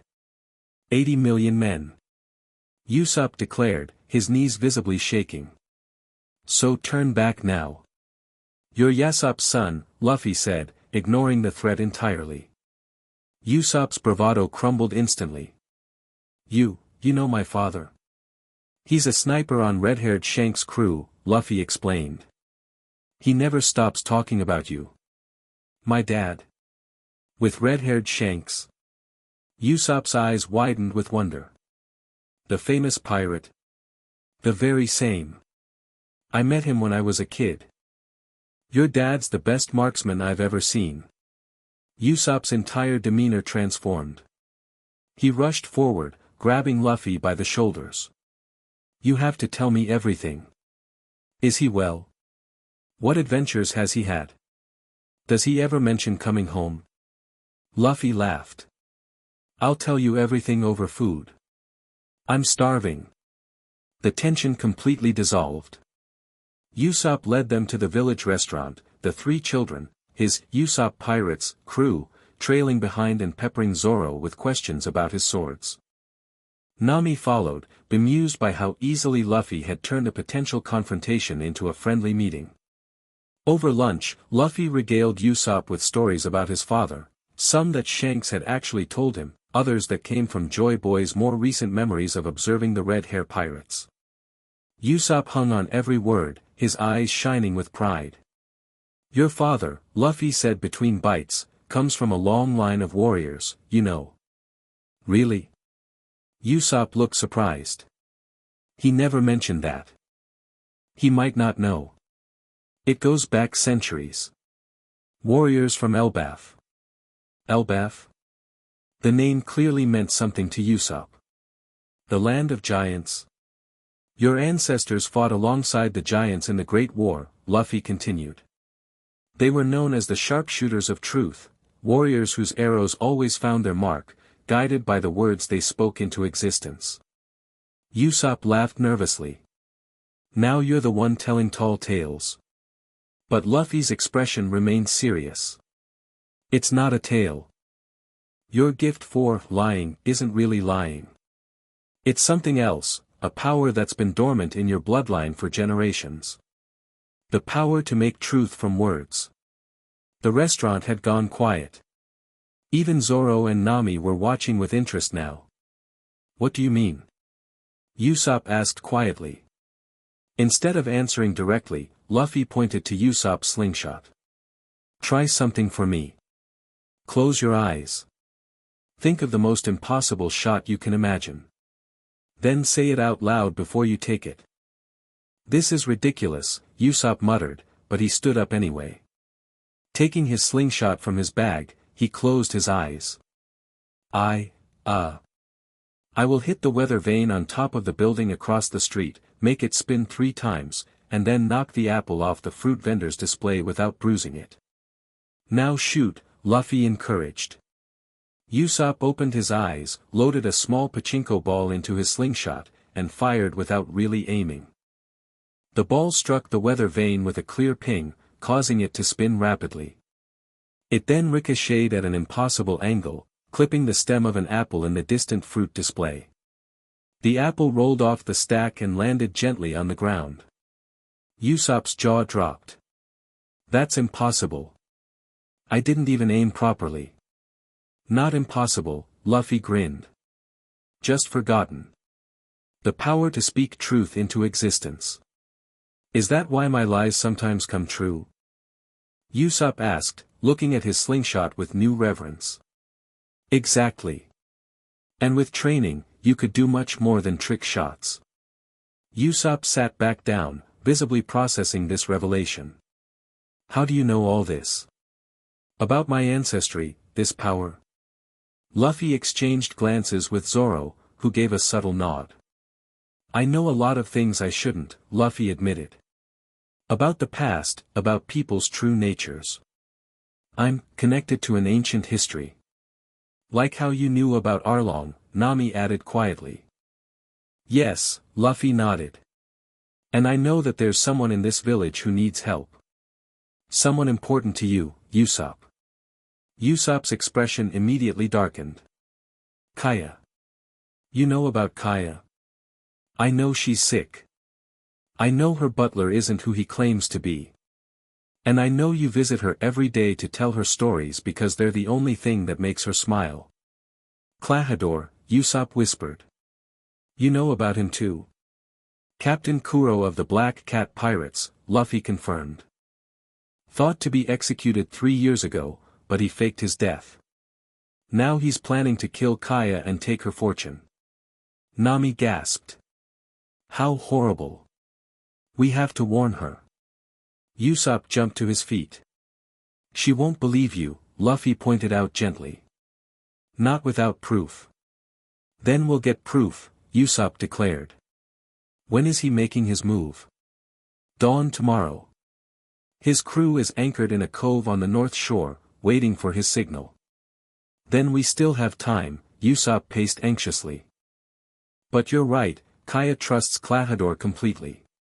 She'll never believe me over him, especially since everyone thinks I'm just a liar. What if she didn't have to choose who to believe? Luffy suggested. What if we just dealt with Kuro and his crew before they could attack? Just the 4 of us against an entire pirate crew? Nami looked skeptical. Zoro unsheathed one of his swords slightly, a predatory grin on his face. Sounds like fun. But that's not all, Luffy continued. Kaya's illness isn't natural. It's poison. What? Usopp slammed his hands on the table. Slow-acting poison administered by Klahadore over the past year. That's why traditional medicines haven't worked. Usopp's face contorted with rage. I'll kill him. No, Luffy said firmly. We need to cure Kaya first. I can help with that. You're a doctor too? Nami asked incredulously. Not exactly, Luffy replied. But I know things about healing. Ancient remedies. They spent the rest of the day planning. Usopp would take Luffy to Kaya's mansion through his secret entrance, allowing Luffy to examine her and hopefully administer a cure. Meanwhile, Zoro and Nami would scout the north shore, confirming the location of Kuro's crew. As evening fell, Luffy and Usopp crept through the hedge surrounding Kaya's massive mansion. They climbed the familiar tree leading to her window, finding the pale, slender girl reading in bed. Usopp. She smiled weakly when she saw him. You're later than usual today. Sorry, Kaya. I brought a friend. Usopp helped Luffy through the window. This is Luffy. He knows about medicine. Another doctor. Kaya sighed. I've seen so many. Not a doctor, Luffy clarified, approaching her bed. But I think I can help. May I? He gestured toward her wrist. Confused but trusting Usopp's judgment, Kaya extended her arm. Luffy took her wrist gently, closing his eyes. What neither Kaya nor Usopp could see was that he was using a subtle form of observation haki, sensing the foreign substance in her bloodstream. Just as I thought, Luffy murmured. Nightshade extract mixed with sleeping lily. Slow acting, cumulative. Designed to mimic natural illness. Poison. Kaya whispered, eyes wide. But who would, Klahadore, Usopp said grimly. He's not who you think he is, Kaya. While Usopp explained about Kuro's true identity and plans, Luffy rummaged in his pocket, producing a small vial of clear liquid. This will neutralize the poison, he explained. It won't heal the damage already done immediately, but it will stop things from getting worse. Where did you get that? Usopp asked. Made it, Luffy shrugged. After you told us about Kaya at lunch. It's just seawater, wild ginger, and a few other things. Kaya looked understandably hesitant to drink an unknown substance from a stranger, but Usopp's earnest assurance convinced her. She drank the antidote, grimacing at the bitter taste. Now we need to catch Kuro, Luffy said. Kaya, is there somewhere safe you can hide tonight? Someone you trust besides Klahadore? Mary, she replied immediately. My other butler. He's been with my family since I was born. Good. Tell him everything. Stay hidden until we come for you. As they prepared to leave, Kaya grabbed Luffy's sleeve. Wait. If what you say is true, Klahadore, Kuro, has been planning this for 3 years. Living a lie, caring for me, all while plotting my death. Her voice broke. Why go to such lengths? Why not just kill me and take my money? Because it's not just about money, Luffy explained gently. Kuro wants to escape his life as a pirate, to truly become Klahadore permanently. For that, he needs a legitimate claim to your fortune that won't raise suspicions. Tears welled in Kaya's eyes. All this time. I'm sorry, Luffy said sincerely. But we'll stop him. I promise. They left Kaya to prepare her escape with Mary and headed to meet Zoro and Nami at the North Shore. As predicted, they found the Black Cat pirates' ship anchored in a hidden cove, crew members visible on deck. They'll attack at dawn, Luffy confirmed. We need to strike first. Just the 4 of us? Nami still looked doubtful. Usopp's pirates can help too, Luffy suggested. Not to fight, but to prepare traps. Oil slicks on the slope leading from the shore. Caltrops hidden in the grass. Anything to slow them down. Usopp brightened. I'm great with traps. And my Usopp pirates are experts at setting them up. Zoro and I will handle Kuro himself, Luffy continued. Nami, you focus on disabling their ship so they can't escape. And me? Usopp asked. You're our sniper, Luffy grinned. Find high ground. Remember what I told you about your power. Speak the truth of your shots before you take them. Throughout the night, they prepared. Usopp and his young crew set elaborate traps along the path from the shore to the village. Nami slipped aboard the pirate ship, sabotaging the rudder and rigging booby traps. Zoro sharpened his swords, while Luffy sat cross-legged on the beach, eyes closed, seemingly meditating. What are you doing? Zoro asked when he noticed Luffy's stillness. Listening to the voice of all things, Luffy replied without opening his eyes. The island is warning us. Kuro isn't alone. What do you mean? There's someone else. Someone with a devil fruit power. A hypnotist. Zoro frowned. That complicates things. Not really, Luffy smiled. Just don't look at his ring when he swings it. Dawn approached. The four positioned themselves strategically, Usopp on a cliff with clear sightlines, Nami hidden near the ship, Zoro and Luffy at the head of the path where it emerged from the beach. Right on schedule, black-clad figures began filing off the ship. At their center walked a thin man with heart-shaped glasses swinging a ring on a string. Django the hypnotist, Luffy whispered to Zoro. Kuro's first mate. Where's Kuro himself? Zoro scanned the group. He'll come separately. Once the attack begins.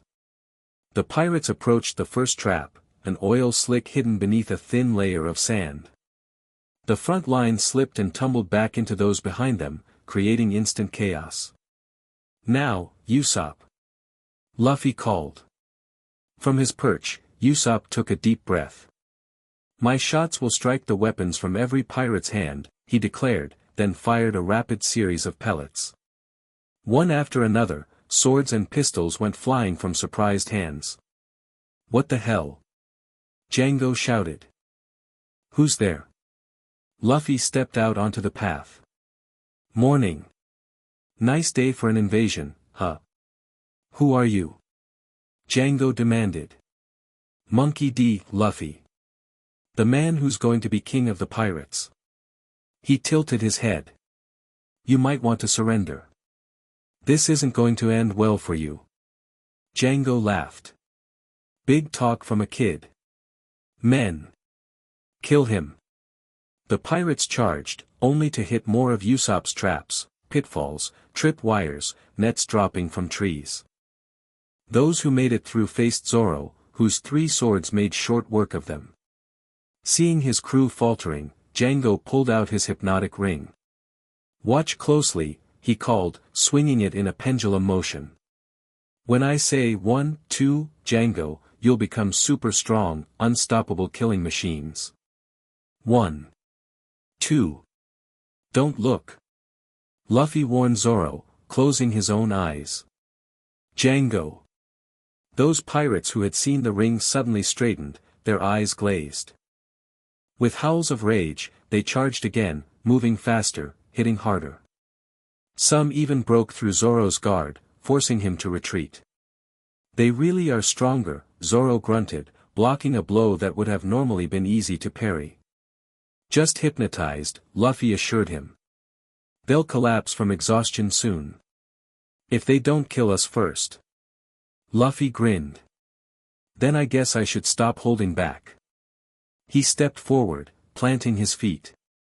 Gomu Gomu no whip. His leg stretched impossibly, sweeping across the path and knocking down a dozen pirates in one move. Show off, Zoro muttered, but he was smiling. The hypnotized pirates kept coming. Luffy and Zoro held their ground, fighting back to back. From his perch, Usopp continued providing support, his called shots finding targets with uncanny accuracy. Then a new voice cut through the chaos. How disappointing. Everyone froze. Standing on a rock overlooking the battle was a slim man with slick back hair and round glasses. He wore a butler's suit, but his posture was anything but servile. Captain Kuro, one of the pirates gasped. 3 years of careful planning, Kuro adjusted his glasses with the palm of his hand, the blades attached to his fingers glinting in the dawn light. And you're defeated by children. They're not ordinary kids, Captain. Django protested. The one with the straw hat is made of rubber, and the other is Roronoa Zoro. Kuro's eyes narrowed as he studied Luffy. A devil fruit user. How inconvenient. His gaze shifted to the tree line. And a sniper as well. Usopp, I presume. The village liar. How fitting that your last act would be trying to play hero. It's not playing when it's real, Usopp called back, loading his slingshot.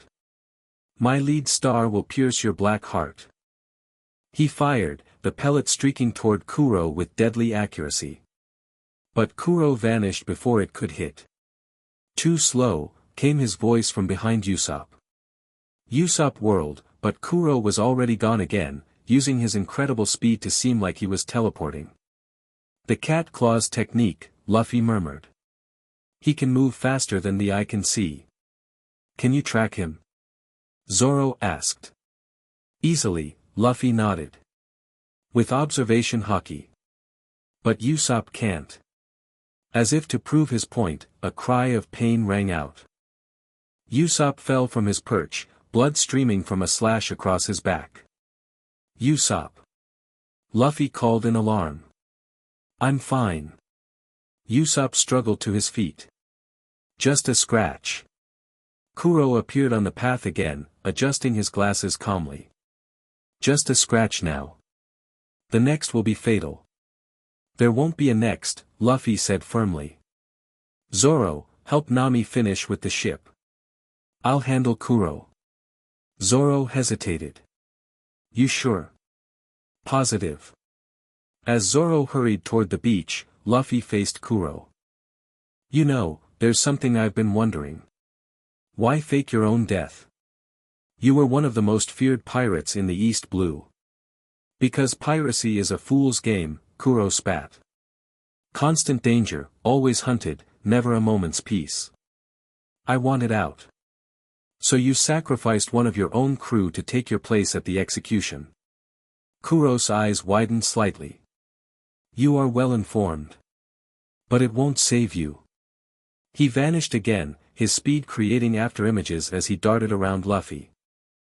To the watching pirates, it seemed Luffy was surrounded by dozens of cuirass, all closing in with their deadly claws. Cat claws, pussyfoot maneuver. Kuro announced. The attack came from all directions, or appeared to. But Luffy stood perfectly still, eyes closed, a slight smile on his face. At the last possible second, he moved, not away, but directly toward one of the images.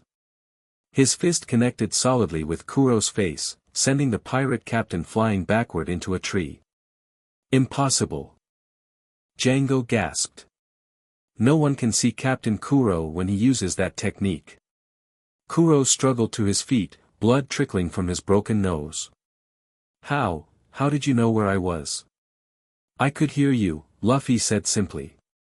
Your footsteps. Your breathing. The sound of your blades cutting through air. This wasn't entirely true, he'd used observation haki, but it sounded more plausible than explaining about colors of perception. Kuro's face contorted with rage. No one makes a fool of Captain Kuro. He vanished again, moving even faster than before. This time, instead of targeting Luffy, he went for Usopp, who was struggling to aim his slingshot with his injured back. But before Kuro could reach him, Luffy was there, intercepting the attack with a rubber arm. How?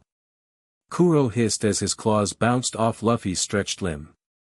Because I'm not fighting to escape my past, Luffy replied, his voice uncharacteristically serious. I'm fighting to create a future. With that, he launched his counterattack. Gomu Gomu no Gatling. His fists blurred, stretching and retracting so rapidly they appeared to multiply. Unlike Kuro's illusory afterimages, each of Luffy's punches was real, connecting with devastating force. Kuro tried to dodge, tried to use his superior speed, but Luffy seemed to anticipate every movement. The barrage ended with Kuro pinned against a boulder, his glasses shattered, his prized cat claws broken. Impossible, he wheezed. I planned for everything. 3 years of perfect planning. You can't plan for what you don't understand, Luffy said, standing over him. And you don't understand what it means to be a real pirate. What would you know about it, boy? More than you can imagine. Luffy's eyes seemed to glow for a moment. A real pirate treasures freedom above all else, not just their own, but others too. They keep their word. They protect what's precious. They don't betray their crew. With a final punch, Luffy knocked Kuro unconscious. The remaining Black Cat pirates stared in disbelief at their defeated captain. Anyone else want to try? Luffy asked cheerfully. They fled, carrying their unconscious captain and hypnotist back to their ship, only to find Nami waiting for them with a devilish grin and a ship that refused to sail properly no matter what they tried. By noon, the Marines had arrived, anonymously tipped off by Nami, and taken Kuro and his crew into custody. This time, there would be no faking his death. At Kaya's mansion, a remarkable recovery was underway. With the poison neutralized, her natural strength was returning rapidly. When Luffy, Zoro, Usopp, and Nami visited, they found her sitting in the garden, color already returning to her cheeks. "I can never thank you enough," she said, taking Luffy's hands. "You saved my life, my home, everything." It was mostly Usopp, Luffy deflected. "He's the real hero." Usopp blushed furiously as Kaya turned her grateful eyes to him. "You were right all along about Klahadore. I should have believed you." "Well, you know me," Usopp puffed out his chest. "Captain Usopp, brave warrior of the sea." "Speaking of the sea," Kaya said, "I have something for you. All of you." She turned to her faithful butler. "Mary, please show them." Mary bowed and led them around the mansion to a hidden cove. Anchored there was a small caravel with a sheep's head figurehead. "The Going Merry," Kaya announced proudly. "My gift to you. For saving my life and our village."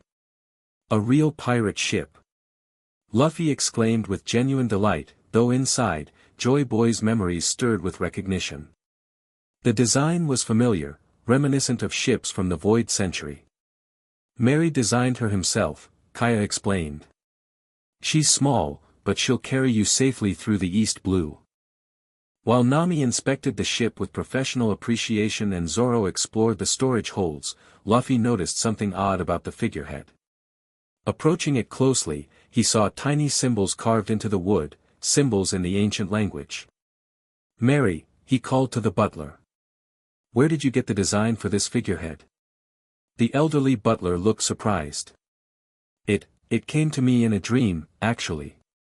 "Strange, isn't it? I've never designed a ship before, but I saw this one so clearly." Luffy ran his fingers over the hidden symbols. They spelled out a single word in the ancient tongue, promise. "It's perfect," he whispered. As they prepared to depart, Usopp arrived with a massive backpack. "I've decided," he announced. "I'm going to sea as a real pirate. I'll have adventures of my own to tell, not just stories." "What about Kaya?" Nami asked. Usopp glanced back at the mansion. "She understands. She has her own dreams to fulfill, becoming a doctor to help others the way you helped her, Luffy." "Well then," Luffy grinned, extending his hand. "Welcome to the crew, our brave warrior of the sea." Usopp took his hand, then found himself pulled into a rubbery embrace as Luffy stretched his arms to include all of them. "To the Grand Line!" Luffy shouted. "To the Grand Line," they echoed. As the Going Merry set sail, Luffy stood at the figurehead, one hand on his straw hat.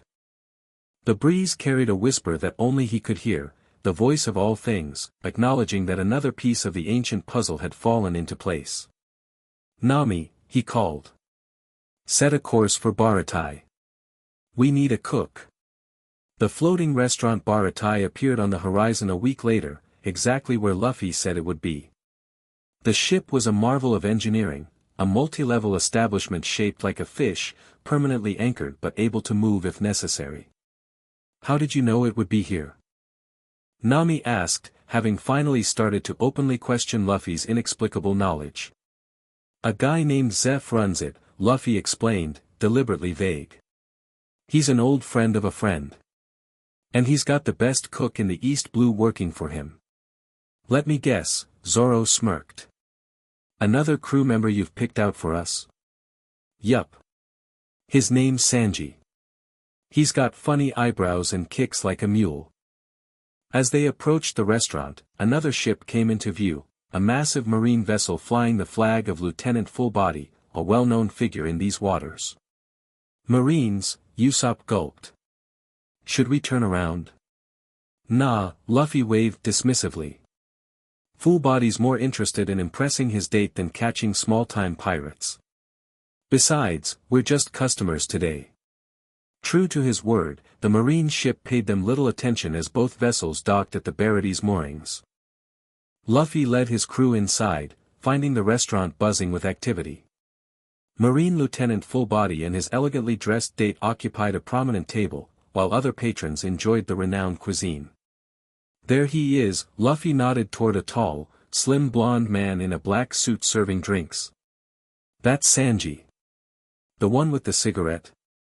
Usopp asked. "He doesn't look like much." "Just watch," Luffy grinned. They didn't have to wait long. Lieutenant Fullbody, apparently dissatisfied with his wine, made a show of sending it back, going so far as to pour it on the table and claim it was inferior. Sanji approached, his visible eye cold. "Is there a problem, sir?" "This wine is swill," Fullbody declared loudly. "I ordered a Chateau Margaux, but this tastes like cooking wine. What kind of establishment serves such garbage?" "That is a Chateau Margaux," Sanji replied evenly.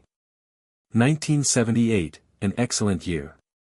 "Are you calling me a liar?" Fullbody stood, his marine uniform gleaming with medals. "I'm calling you an idiot who doesn't know wine," Sanji corrected.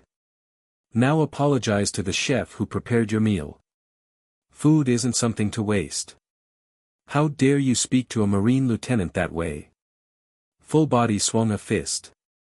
What happened next shocked everyone except Luffy. Sanji dodged the punch effortlessly, then counterattacked with a blindingly fast kick that sent Fullbody flying across the restaurant. "Never waste food in front of me," Sanji said coldly.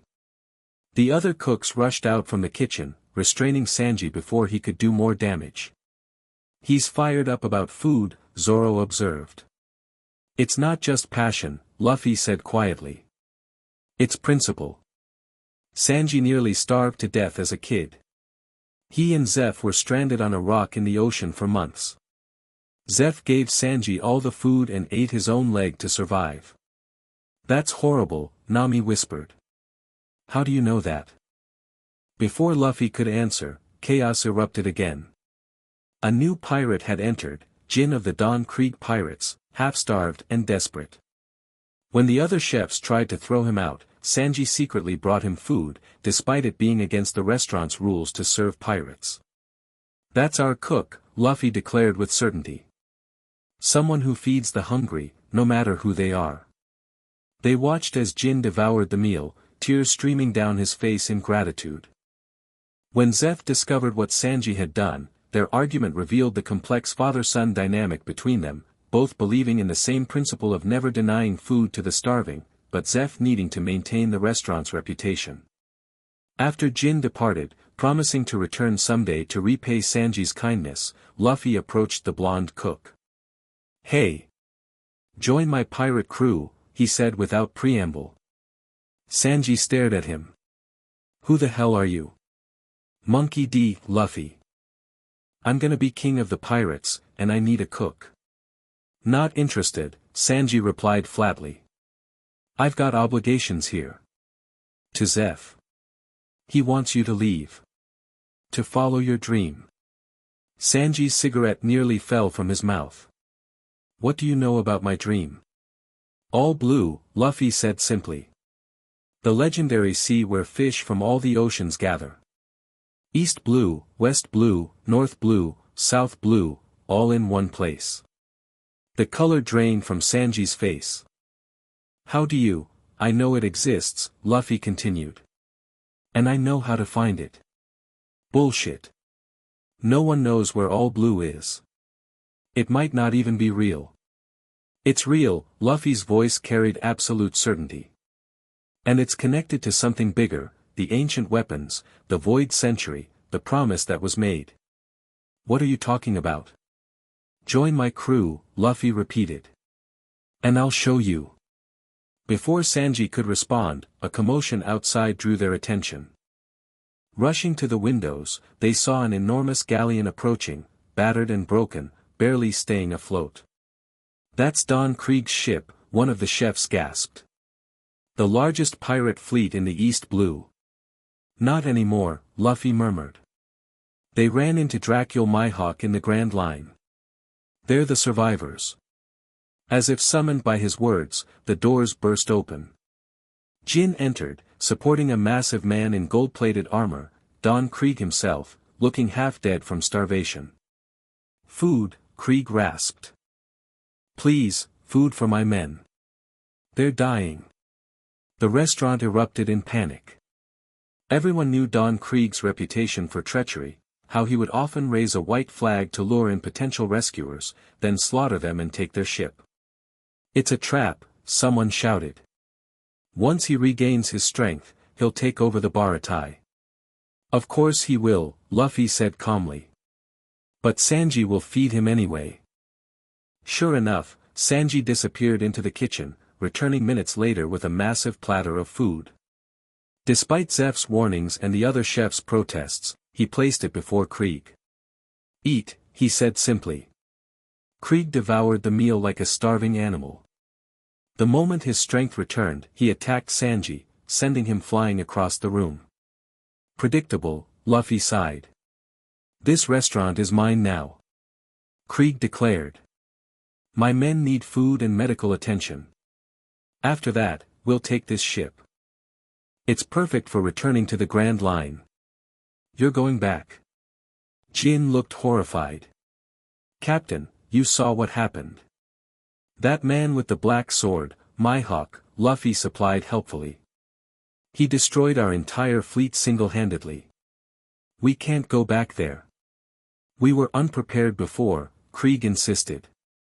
With this ship and proper provisions, we'll succeed. Zeph stepped forward. Feed your men, he said gruffly. They had nothing to do with your poor decisions. But this restaurant stays mine. You dare challenge Don Krieg, the strongest man in the East Blue? Krieg laughed. Who's going to stop me? You. A one-legged old man. Me, Luffy said, stepping forward. I'm going to stop you. Krieg looked him up and down, then burst out laughing. A scrawny kid with a straw hat. What are you going to do, bore me to death? No, Luffy grinned. I'm going to kick your ass. Before the confrontation could escalate further, a new cry went up from outside. He's here. The hawk-eyed man is here. Everyone rushed to the windows. Slicing through the waves behind Krieg's damaged galleon was a small boat shaped like a coffin, carrying a single figure, a tall man with piercing yellow eyes and an enormous black sword on his back. Dracul Mihawk, Zoro breathed, his hand automatically going to Wado Ichimonji. The greatest swordsman in the world. Luffy placed a hand on his shoulder. You're not ready, Zoro. Not yet. I've spent my entire life preparing for this moment, Zoro argued, eyes fixed on the approaching figure. I can't back down now. I'm not asking you to back down, Luffy said quietly. I'm asking you to wait. Challenge him, show him your determination, but don't fight to the death today. You're meant for greater things than dying here. Zoro hesitated, torn between his lifelong goal and the strange certainty in Luffy's voice. How do you know I'll get another chance? Because I promise you will, Luffy said solemnly. And I keep my promises. Outside, panic had overtaken Krieg's men. They remembered all too well what Mihawk had done to their fleet, cutting ships in half with single sword strokes, walking on water as if it were solid ground, deflecting cannonballs with the tip of his blade. Mihawk's coffin boat docked alongside the Baratai.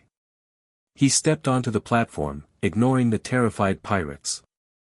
His yellow eyes scanned the crowd until they landed on Luffy. Interesting, he murmured. I sensed something unusual. Now I see why. He approached, his long coat billowing behind him. Don Krieg and his men shrank back, but Luffy stood his ground. Hawk-eyes, Luffy greeted him casually. Didn't expect to see you in the East Blue. I was following the remnants of this pathetic crew, Mihawk replied, gesturing dismissively at Krieg's men. But I found something far more intriguing. He studied Luffy intensely. You carry an ancient will. Luffy tensed slightly. What makes you say that? The hat, Mihawk nodded toward Luffy's straw hat. It belonged to Roger once. Before that, to others of significance. It has always found its way to those who shake the world. Before Luffy could respond, Zoro stepped forward. Dracul Mihawk, he called, tying his bandana around his head. I challenge you. Mihawk turned, regarding Zoro with mild interest. You're the pirate hunter from the East Blue. Roronoa Zoro. I am. Zoro drew his 3 swords. And I'm going to be the greatest swordsman in the world. A flicker of amusement crossed Mihawk's face. Bold words. Zoro, Luffy warned. Remember what I said. To everyone's surprise, Zoro nodded. I challenge you to a duel, he announced. Not to the death, but to first blood. I want to measure the distance between us. Mihawk raised an eyebrow, clearly intrigued by this unusual request. Most challengers demanded death matches, driven by pride or foolishness. This measured approach was rare. Very well, he agreed. First blood it is. The duel that followed was brief but impressive. Zoro attacked with everything he had, his 3-sword style a blur of motion. Mihawk, however, defended with only his small knife pendant, not even drawing his famous black sword. Humiliating, Usopp muttered.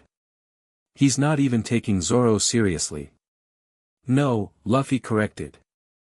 He's showing respect in his own way. If he thought Zoro was worthless, he'd have ignored the challenge entirely. The duel ended when Mihawk's knife sliced a thin cut across Zoro's chest, precise, controlled, deliberately avoiding vital areas. First blood, Mihawk announced. My victory. Zoro sheathed his swords and bowed respectfully. The distance is even greater than I imagined. But I will cross it. Perhaps, Mihawk acknowledged. You have unusual discipline for one so young. His eyes flicked to Luffy. You chose an interesting captain. The best, Zoro agreed. Mihawk turned his full attention back to Luffy. We will meet again, Straw Hat. When you reach the Grand Line, seek me out. We have much to discuss.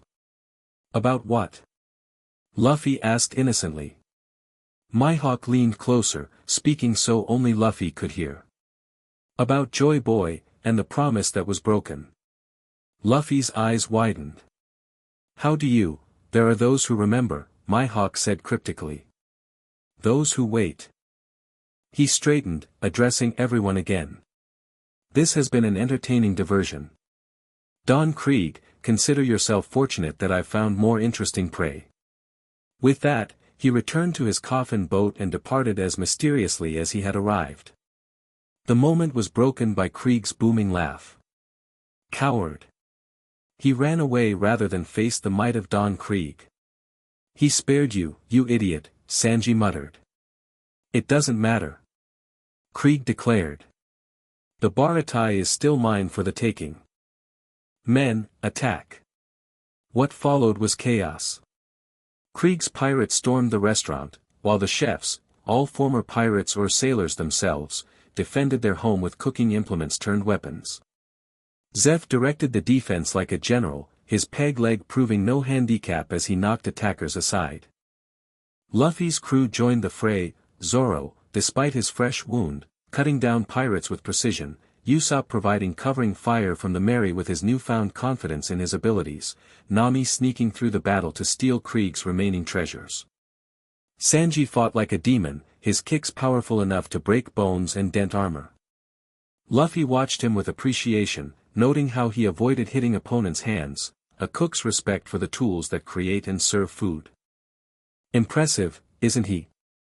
Luffy said to Zeph, who had ended up beside him during the battle. The brat's got talent, Zeph admitted gruffly. But he's wasting it here. That's why I'm taking him with me, Luffy declared. To find All Blue. Zeph's eyes widened. You know about, I know lots of things, Luffy grinned. Including the fact that All Blue isn't just a legend. It's part of something bigger. The ancient kingdom, Zeph whispered. Luffy looked at him sharply. You know about that? Rumors, mostly. Stories passed down among the cooks of the Grand Line. How the world was once whole, the oceans united. How a great kingdom fell, and with it, the knowledge of how to restore the world. It's all true, Luffy confirmed. And I'm going to make it happen again. Zeph studied him intently. There's something about you, boy. Something old in young eyes. Their conversation was interrupted as Don Krieg himself approached, his armor gleaming in the sunlight. Enough of this. He roared. I'll destroy this restaurant myself if I must. He raised his battle spear, a weapon that doubled as a gun and explosive launcher. Before he could use it, however, Luffy stepped forward. Your fights with me, Don Krieg, he called. Leave the restaurant out of it. You again. Krieg laughed. The scrawny kid with the big mouth. What could you possibly do against my wood steel armor? It's stronger than anything in the East Blue. Wanna bet? Luffy grinned. He turned to Sanji, who had just knocked out 3 pirates nearby. Hey, Sanji. Watch this. If I beat this guy, you join my crew. I never agreed to that. Sanji protested. Too late. Luffy laughed, then launched himself at Krieg. The battle that followed demonstrated why Don Krieg had earned his fearsome reputation. His arsenal seemed endless, hidden guns in his armor, poison gas bombs, explosive darts, a cloak of iron spikes. But for each weapon, Luffy had a counter, almost as if he knew what was coming. When Krieg fired his needle machine gun, Luffy inflated himself to bounce the projectiles back. When Krieg deployed his poison gas, Luffy stretched his arms to grab a nearby mast and pulled himself out of range.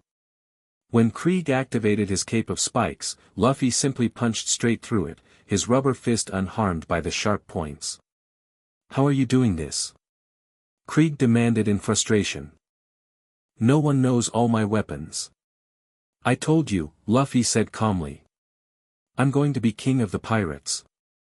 That means defeating guys like you.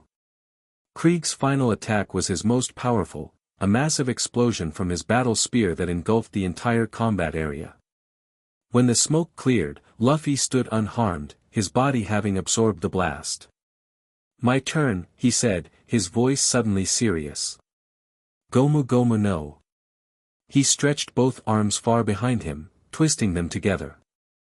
The built-up tension caused his arms to spin rapidly as they snapped forward. Rifle.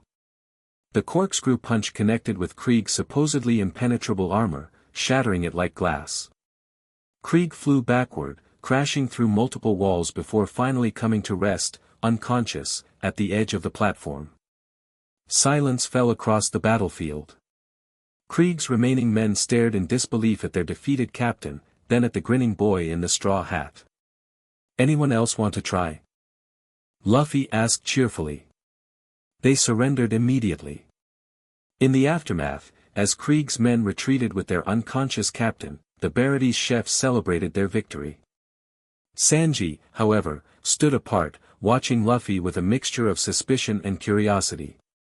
That armor was supposed to be unbreakable, he said when Luffy approached. How did you know exactly where to hit it? Lucky guess.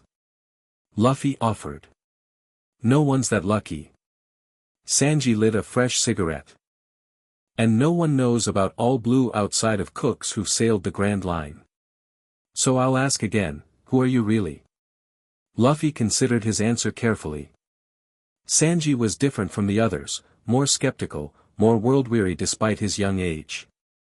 I'm someone who knows the truth, he said finally. About the world, about the seas, about dreams that were stolen from us generations ago. And All Blue. You really know where it is? I know what it is, Luffy corrected. It's not just a place where all the seas meet. It's what the whole world used to be, before the Red Line was created. Before the world government divided everything. Sanji's visible eye widened. You're talking about changing the geography of the planet. I'm talking about restoring it, Luffy countered. Bringing down the red line. Uniting the seas again. Making all blue not just a legend, but a reality for everyone. That's impossible. Not for me, Luffy said with complete confidence. Not with the right crew. Not with the right cook. Sanji turned away, staring out at the sea. I can't leave the old man. I owe him everything. Ask him, Luffy suggested. Ask him if he wants you to stay or follow your dream. Later that night, after Luffy's crew had retired to the Mary for repairs, Sanji and Zeph stood alone in the Barity's kitchen. The old chef was unusually quiet as he chopped vegetables for the next day's soup stock. That straw hat kid, Zeph finally spoke. He asked you to join his crew, didn't he? Sanji nodded. Said he knows about all blue. That it's real, but not the way we thought. And you believe him? I don't know what to believe, Sanji admitted. But there's something about him, something that makes the impossible seem possible. Zeph put down his knife. You know, I didn't save you on that rock just so you could spend your life cooking for a bunch of seafaring thugs in an East Blue restaurant. This is my home, Sanji protested. You need me here. I need you to live your own life, eggplant. Zeph snapped. Find all blue. See if that straw hat kid is right. Make your own name in this world. But the Baratai will be here if you ever want to come back, Zeph finished. But if you stay out of some misplaced sense of obligation, I'll kick your ass from here to Reverse Mountain myself. Tears welled in Sanji's visible eye. You old geezer, you've been waiting for this, haven't you? Every day since we opened this restaurant, Zeph confirmed. Now get out of my kitchen. You've got packing to do. The next morning, Luffy and his crew prepared to depart. The Going Merry had weathered the battle well, with only minor repairs needed to the rigging.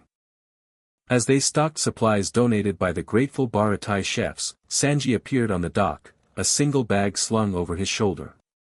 Room for one more, he called. Luffy's face split into a massive grin. Always.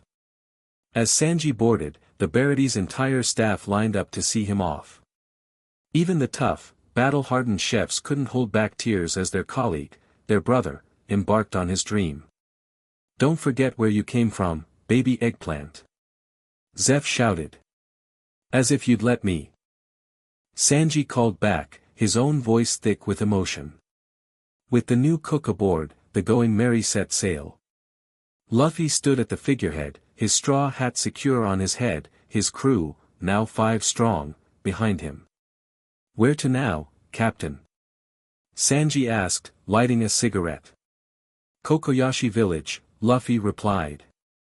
It's time to deal with Arlong. Nami, who had been unusually quiet, looked up sharply. What? We need a real navigator, Luffy said, turning to face her with a knowing smile. Not one who's planning to steal our ship and treasure first chance she gets. Nami paled. I don't know what you're talking about. Yes, you do, Luffy said gently. You need 100 million berries to buy back your village from Arlong. You've been stealing from pirates because you have no choice. How could you possibly know that? Nami whispered, tears forming in her eyes. The same way I know Arlong killed your mother. The same way I know about the tattoo on your shoulder, his mark. The same way I know you've been drawing maps for him against your will for 8 years. Nami staggered back, collapsing against the mast. Who are you? I'm the man who's going to help you, Luffy said simply. Because that's what friends do. Why? Tears streamed down her face now. Why would you help me? I was going to betray you. Because some promises are worth keeping, Luffy replied. And I promised myself I'd free everyone from tyrants like Arlong. He held out his hand. So what do you say, Nami? Want to be our navigator for real this time? Nami looked at his outstretched hand, then at the faces of the crew, Zoro's stoic nod, Usopp's encouraging smile, Sanji's chivalrous bow. In their eyes, she saw something she'd nearly forgotten existed, hope. Slowly, she reached out and took Luffy's hand. Captain. As the Going Merry sailed toward Kokoyashi village, none of them noticed the marine ship trailing at a distance, not a normal patrol vessel, but a vice admiral's flagship. On its deck, a figure in a white coat with justice emblazoned on the back watched through a spyglass. So it's true, Admiral Akiji murmured. Joy Boy has returned. Behind him, masked operatives of CP-0 waited silently for orders. Maintain distance, Akiji instructed. We observe only. I want to see what he does with the fishmen. Sir, one operative spoke up, our orders from the 5 elders were to capture or eliminate. I know my orders, Akiji cut him off coolly. But rushing in against an unknown threat is foolish. If he really is Joy Boy reborn, we need to understand his capabilities first. The operative bowed. Yes, Admiral. As night fell, Akiji gazed at the distant lights of the Straw Hat ship. The ancient enemy returns, he murmured. The question is. Enemy of whom?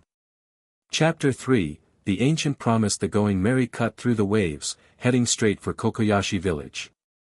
Nami stood at the bow, her knuckles white as she gripped the railing.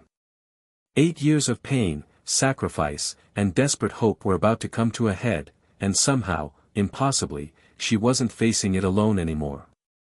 You okay?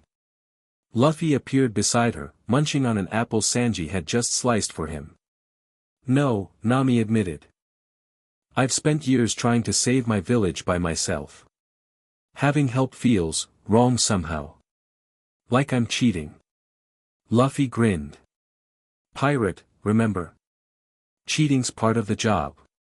Despite everything, Nami laughed. I still don't understand why you're doing this. Arlong isn't just some weak East Blue pirate. He's a fishman, 10 times stronger than a normal human. His entire crew is. I know. Luffy's voice took on that strange, ancient quality that occasionally surfaced. Fishmen. Tiger Fisher. Queen Otoheim. The Teo Pirates. The slavery. The promise. Nami stared at him. What are you talking about? How could you possibly know those names? Instead of answering directly, Luffy reached into his pocket and pulled out a small piece of paper. On it was drawn a strange symbol, a sun with flame-like rays. Do you know what this is? He asked. Nami shook her head. It's the mark of the Sun Pirates, the crew Fisher Tiger formed after escaping Mariehua and freeing the slaves there. Arlong was part of that crew before forming his own. How do you know all this? These aren't things people in the East Blue should know about. Luffy stared out at the horizon. A long time ago, humans and fishmen lived together in harmony. They were allies, friends. Then something happened, a betrayal, a war, a century erased from history. The fishmen were driven to the ocean floor, treated as monsters, enslaved. A promise was made to restore their place in the world, to bring them back to the surface with dignity. That promise wasn't kept. What does this have to do with Arlong? Everything. Luffy turned to face her. Arlong hates humans because of centuries of mistreatment. His cruelty toward your village isn't random, it's revenge. But it's misdirected. The people of Kokoyashi village aren't his real enemies. Then who is? The world government. The celestial dragons. The system that pushed fishmen beneath the waves and taught humans to fear them. Nami processed this, connecting it to things she'd seen in Arlong's base, maps he'd forced her to draw, documents he kept hidden, his obsession with creating a fishman empire in the East Blue. You're saying there's a reason behind what he's doing, but that doesn't excuse it, she said finally. No, it doesn't, Luffy agreed. And that's why we're going to stop him. Not just because he hurt you and your village, but because he's betraying the real promise that should unite fishmen and humans. Before Nami could ask more questions, Usopp called from the crow's nest. Land ho! Konomi Island's dead ahead. Nami's focus immediately shifted to navigation. We should dock on the west side. There's a hidden cove where Arlong's patrols rarely check. As they approached the islands, Luffy gathered the crew on deck. Before we land, there's something you all need to know. This isn't just about freeing Nami's village. It's about something bigger. Your Joy Boy stuff again. Zoro guessed. What's Joy Boy? Sanji asked, looking confused. Later, Luffy promised. For now, just know that defeating Arlong is important not just for Nami, but for the balance of the whole world. When we fight him, I might do things that seem impossible. More impossible than stretching like rubber. Usopp asked. Much more, Luffy nodded. Just trust me, okay? They all agreed, though Sanji and Usopp exchanged puzzled glances. The Mary docked in the secluded cove Nami had indicated. As they disembarked, she led them through a tangerine grove toward a small house on a hill. My home, she explained, her voice tight. Where Belmere raised me and Nojiko. Your sister's still here? Luffy asked, though he already knew the answer. Yes. She stayed while I made my deal with Arlong. The house was small but well kept, surrounded by flourishing tangerine trees. As they approached, a blue-haired young woman emerged from behind the grove, a pistol aimed squarely at them. Nojiko. Nami called. It's me. Nami. Nojiko lowered the gun in surprise. What are you doing here? If Arlong finds out you've left without permission, things have changed, Nami interrupted. These are my friends. Nojiko's eyes narrowed suspiciously. Friends? You don't have friends. Not since, I know, Nami cut her off. But they want to help. Their captain says he's going to defeat Arlong. Nojiko looked at Luffy skeptically. This scrawny kid? Against Arlong? That's suicide. I'm tougher than I look, Luffy grinned. Everyone thinks that until they face a fishman, Nojiko retorted. Arlong's crew has been controlling these islands for 8 years. Marines can't stop them. Bounty hunters can't stop them. What makes you different? I made a promise, Luffy said simply. To restore balance between humans and fishmen. Something in his tone made Nojiko pause. You're strange, she finally said. But come inside anyway. If you're really going after Arlong, you should at least know what you're up against.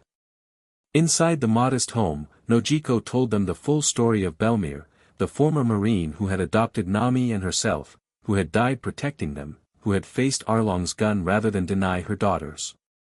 As she spoke, Nami silently rolled up her sleeve, revealing the tattoo of Arlong's Jolly Roger and the numerous scars around it from her attempts to cut it out. After Belmere died, Arlong took Nami because of her cartography skills, Nojiko explained. He offered her a deal, if she could raise 100 million berries, he'd free our village. She's been stealing from pirates ever since, Luffy finished. Getting closer year by year. Nojiko looked surprised. She told you that part? No, Luffy said. I just knew. How much do you have now, Nami? Zoro asked. 93 million, Nami answered quietly. I'm so close. Just a few more big scores. You don't need to steal anymore, Luffy said firmly. We're ending this today. But, no buts. Arlong was never going to honor that deal. He's been using you, planning to keep you drawing maps forever. Nami's face went white. You can't know that. But I do, Luffy insisted. Just like I know he sent a marine named Nezumi to find your money stash and confiscate it. What? Nami jumped to her feet. When? Probably already searching for it. Without another word, Nami bolted from the house, heading for the tangerine grove where she'd hidden her treasure. The others followed quickly, arriving just in time to see her confronting a rat-faced marine officer and his men, who were digging up her buried savings. "Stop it!" Nami screamed. "That's my money. 8 years of work. Pirate's treasure is subject to marine confiscation," Nezumi sneered. "Captain Nezumi always gets his due. You're working for Arlong," Nami accused. "He paid you to do this." "Prove it," Nezumi challenged, signaling his men to continue digging. Nami lunged at him, but his marines restrained her. She fought desperately, tears streaming down her face. "Please. That money is to save my village." Luffy stepped forward, his face uncharacteristically serious. "Let her go." "Who are you?" Nezumi demanded. "Another pirate." "Men, arrest him too." The marines advanced, but froze when Luffy's eyes seemed to flash with an inner light. Without touching them, without even moving, Luffy somehow made every marine collapse to their knees, gasping for breath. "Conqueror's haki," Zoro murmured to the astonished Sanji and Usopp. "He can knock out weaker opponents with just his will." Nezumi alone remained standing, though visibly shaken. What are you?" "Someone who keeps promises," Luffy replied. His hand shot out, grabbing Nezumi by the collar. "Now, you're going to leave that money alone. You're going to go back to your ship. And you're going to call Marine headquarters and report that Arlong has been bribing officers." "You can't make me." "I can," Luffy interrupted. "But I won't have to, because you're going to remember something important. Marines are supposed to protect people from pirates, not help them oppress villages." Something strange happened as Luffy spoke. His words seemed to carry weight beyond their meaning, resonating in the air like physical things. Nezumi's eyes glazed slightly, and he nodded. I'll report Arlong's bribes," he agreed, sounding surprised at his own words. Luffy released him. "Good. Now go." Nezumi and his men retreated, leaving the treasure untouched. Nami stared at Luffy in disbelief. "How did you do that? And how did you know they were coming?" "I told you," Luffy smiled sadly. "I know things. Now, get your treasure somewhere safer. We're going to Arlong Park." News of the confrontation with Nezumi spread quickly through Kokoyashi village. By the time Luffy and his crew reached the main street, they found the villagers assembled, armed with whatever makeshift weapons they could find, harpoons, pitchforks, old swords. At their head stood a man with a pinwheel on his hat, Genzo, the village leader. His face was a tapestry of scars, a testament to previous failed rebellions against Arlong's rule. "You're the pirates who stood up to the corrupt marines?" he asked as Luffy approached. "That's us," Luffy confirmed. "And now we're going to take down Arlong." Genzo's expression hardened. "This is our fight. We've suffered under that monster for 8 years. If anyone is going to risk their lives, it should be us." "With all due respect," Zoro interjected, "you'd be slaughtered." "Better to die fighting than live as slaves," someone shouted from the crowd. "No one's dying today," Luffy said with such certainty that the villagers fell silent. "Except maybe Arlong, if he doesn't listen to reason." "Reason?" Genzo looked incredulous. "There's no reasoning with that monster." "There is," Luffy insisted. "Just not the kind you think." He turned to address the crowd. "I understand your anger. I know what Arlong did to Belmere, to Nami, to all of you. But fishmen aren't your enemy. Arlong is. And I'm going to remind him of a promise made long ago, a promise between humans and fishmen to live together in peace." The villagers murmured in confusion. This wasn't what they expected from a pirate claiming he'd defeat Arlong. "Let us handle this," Luffy continued. "If we fail, then take up your weapons. But give us a chance first." Reluctantly, Genzo agreed. "You have until sunset. If Arlong still stands by then, we attack regardless of the consequences." With the village watching, Luffy led his crew toward Arlong Park, a massive compound built in Fishman architectural style, surrounded by high walls with a massive gate bearing Arlong Sano's Jolly Roger. Outside the gate stood a single figure, Johnny, a bounty hunter Zoro knew. Zoro Aniki. Johnny called when he spotted them. You came. Johnny. What are you doing here? Yasaku and I were patrolling these waters when we heard about Arlong. We tried to fight him, but... Johnny gestured to his bandaged body. Yasaku got hurt worse. He's with a doctor in the village. Where's Arlong now? Luffy asked. Inside with his officers. They're celebrating because they think they've finally broken Nami's spirit. They sent that marine to steal her treasure. We stopped him, Luffy said. Now we're stopping Arlong. Johnny looked at the small crew in disbelief. Just the 5 of you? Against Arlong, Kurubi, Chu, and Hat-chan. They're monsters. So am I, Luffy replied with a grin. In a good way. Without waiting for further discussion, Luffy approached the massive gate. Instead of breaking it down with his rubber powers as everyone expected, he simply knocked, 3 precise beats that echoed throughout the compound. The gate creaked open. A fishman guard poked his head out, looking confused at the small group. What do you want? I'm here to see Arlong, Luffy announced. Tell him the heir of Joy Boy wishes to speak about the ancient promise.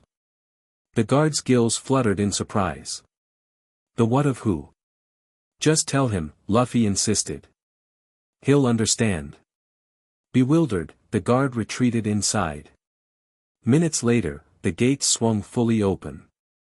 Standing there was Arlong himself, massive, blue-skinned, with a saw-shaped nose and webbed hands. Behind him stood his officers, Kurubi the ray fishman, Chu the smelt-whiting fishman, and Hat-chan the octopus fishman. Who dares claim the name of Joy Boy? Arlong demanded, his sharp teeth gleaming as he spoke. I do, Luffy stepped forward. Monkey D. Luffy. Joy Boy reborn. Arlong's laughter boomed across the compound. Joy Boy. That human traitor from the history books. The one who promised to raise fishmen to the surface and then betrayed us. He didn't betray anyone, Luffy corrected. He failed. There's a difference. Fail, betray, the result was the same for my people, Arlong snarled. Centuries of persecution, slavery, hatred. I know, Luffy said quietly. That's why I'm here. To fulfill the promise that was broken. Something in Luffy's tone gave Arlong pause. He studied the straw-hatted boy more carefully. You're serious, aren't you? You actually believe you're Joy Boy? I don't just believe it, Luffy replied. I remember it. I remember Fishman Island before it sank beneath the waves. I remember the alliance between our peoples. And I remember what the world government did to destroy it all. A hush fell over Arlong Park. Even Arlong's officers looked unsettled by Luffy's words, words that referenced history no ordinary human should know. If you really are who you claim, Arlong said slowly, then prove it. Speak the ancient language of Fishman Island. Without hesitation, Luffy opened his mouth and produced a series of clicks, whistles, and deep resonant tones, sounds impossible for a normal human throat to create. It was the aquatic language of ancient fishmen, understood now only by scholars and the royal family of Fishman Island. Arlong's jaw dropped. His officers stepped back in shock. How? Arlong whispered. I told you, Luffy said, returning to human speech. I remember everything. Now, will you listen to what I have to say? Stunned, Arlong nodded. He gestured for Luffy to enter the compound, but Luffy shook his head. Not just me. My crew comes too. They're part of this. Humans. In my sanctuary. This isn't a sanctuary, Luffy countered. It's a prison, for you as much as for the villagers. You're so consumed by hatred that you've forgotten the true dream of Fisher Tiger. At the mention of his former captain, Arlong's face contorted with emotion. Don't you dare speak his name. He wanted freedom for all fishmen, Luffy continued undeterred. But he knew that true freedom couldn't come through vengeance. That's why he freed humans as well as fishmen from Mariehua. And humans repaid him with betrayal and death. Arlong roared. Some humans, Luffy corrected. Just as some fishmen, like you, repay kindness with cruelty. You took Nami's mother from her. You enslaved her for 8 years. You've terrorized this island. That's not Fisher Tiger's legacy. That's not what he died for. For a moment, it seemed Arlong might attack. His massive frame trembled with rage, his webbed hands clenched into fists. Then, surprisingly, he stepped aside. Come in then, Joy Boy. You and your humans. Let's hear what promises you bring this time. Inside Arlong Park, tension hung thick in the air. Fishmen lined the walls, watching with open hostility as Luffy and his crew stood before Arlong, who had seated himself on his stone throne. So, Arlong leaned forward. You claim to be Joy Boy Reborn.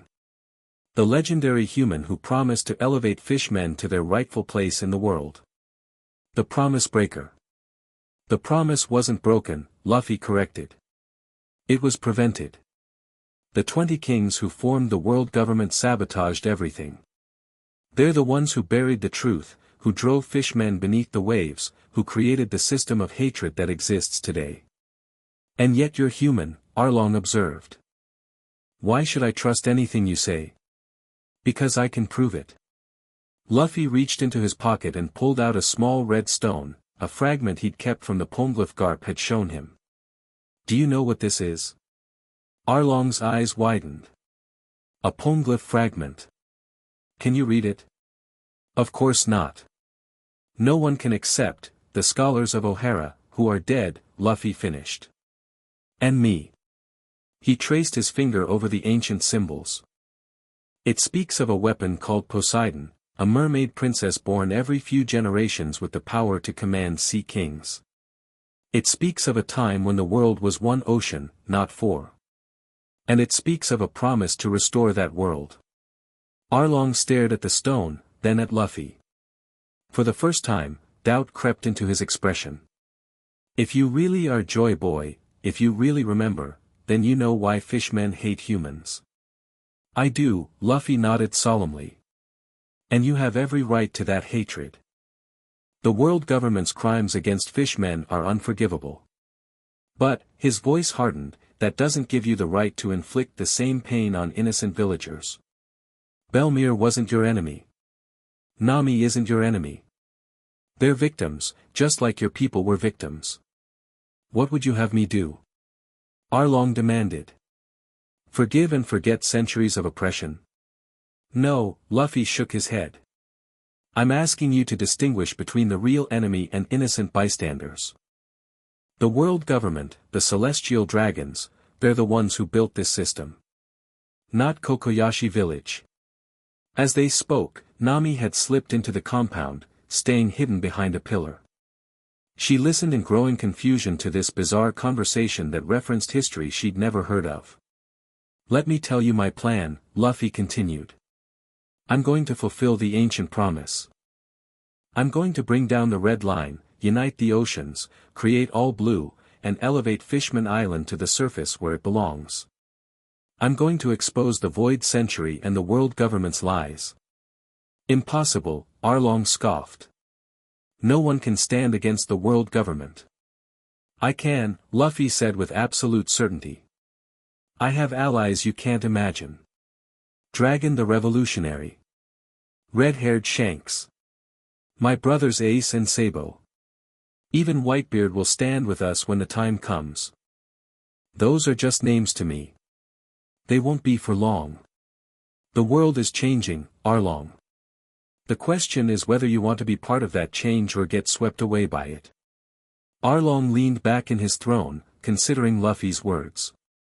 Let's say I believe you. Let's say you really are Joy Boy Reborn, with this grand plan to reshape the world. What do you want from me? First, release Nami from your crew. Free this village from your control. Stop the oppression. And in return, I offer you a place in the new world we're creating. A chance to be part of fulfilling Fisher Tiger's real dream. Arlong's laughter echoed across the courtyard. You're asking me to give up everything on the promise of a future that may never come? I'm not a fool, boy. Neither am I, Luffy replied evenly. Which is why I'm prepared to take this island by force if necessary. The difference is, I'd rather not have to fight a potential ally. The air between them crackled with tension. Arlong's officers shifted nervously, sensing the strange power emanating from the straw-hatted human. You think you can defeat me? Arlong finally asked. A human against a fishman? We're 10 times stronger by nature. I'm not just any human, Luffy reminded him. I ate the Hito Hito no Mi model, Nika. The same fruit Joy Boy had in his first life. Arlong's eyes widened in genuine shock. The sun god fruit? That's just a legend. So was Joy Boy, until I showed up speaking ancient fishman language. Luffy turned to his crew. Guys, step back. I need to show Arlong something. Zoro, recognizing what was coming, quickly guided Sanji and Usopp to a safe distance. Nami remained hidden, watching intently. Luffy closed his eyes. When he opened them again, they glowed with an inner light. His body began to change, not just stretching like rubber, but transforming. His hair turned white and flame-like. His skin took on a luminous quality. And behind him, visible only as a shadow at first, the silhouette of a much larger, more divine figure seemed to overlap with his own. This is Nika, Luffy explained, his voice resonating with power. The sun god. The warrior of liberation. The one who brings the dawn. The fishmen backed away in fear and awe. Even Arlong, for all his bravado, found himself speechless. Now, Luffy continued, allowing the transformation to recede, we can fight and I can destroy everything you've built here. Or we can talk about how to fix the real problem together. A slow applause broke the silence. Everyone turned to see Nami stepping out from behind the pillar. Impressive light show, she said, her voice tight with emotion. But Arlong doesn't care about ancient promises or world-changing plans. He cares about power and control. Don't you, Arlong? Nami, Arlong recovered his composure. Come to see the negotiation for your freedom? As if you were ever truly enslaved. I gave you a purpose, recognition for your talents. You killed my mother, Nami replied coldly. You've kept me prisoner for 8 years. You were never going to honor our deal, Luffy was right about that. Your skills are too valuable to lose, Arlong admitted without shame. The maps you draw are unparalleled. Maps you plan to use to conquer the East Blue, then the Grand Line, Luffy interjected. That was never going to work, you know. The Grand Line isn't something you can navigate with just good maps. What would you know about it? Arlong sneered. I know everything about it, Luffy replied simply. The magnetic fields that confuse compasses. The unpredictable weather. The currents that defy logic. The islands with their own rules of physics. I've seen it all before, Arlong. In my first life. A heavy silence fell.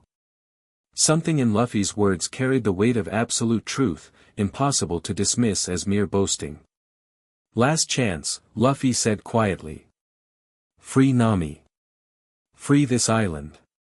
Join us in creating a better world for all races. Arlong's face contorted in rage. Never. Humans enslaved my people for centuries. They treated us like monsters. They deserve everything I've done to them and more. Then you've learned nothing from Fisher Tiger's sacrifice, Luffy said sadly. He freed slaves of all races because he understood that hatred only breeds more hatred.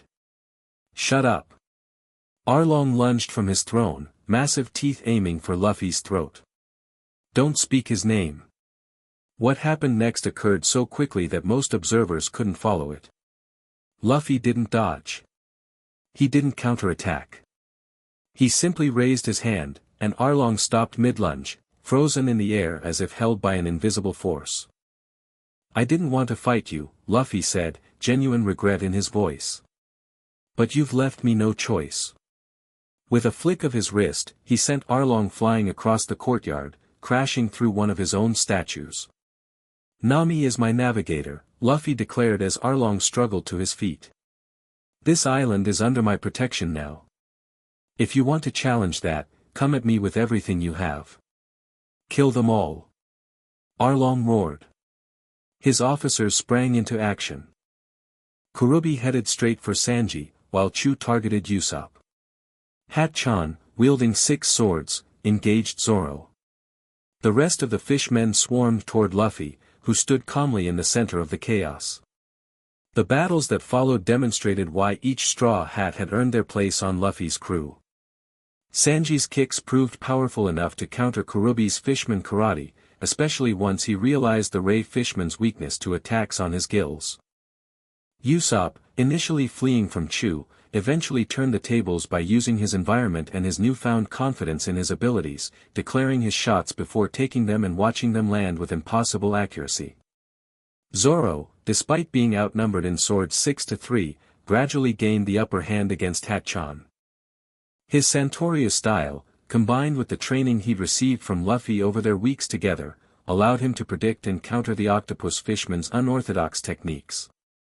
But the most impressive battle was between Luffy and Arlong. It wasn't just a clash of physical strength, though Luffy matched Arlong blow for blow. It was a confrontation between ideologies, between past and future, between hatred and hope. You're strong for a human, Arlong acknowledged after taking a Gomu Gomu no pistol to the jaw. But strength isn't enough against a superior species.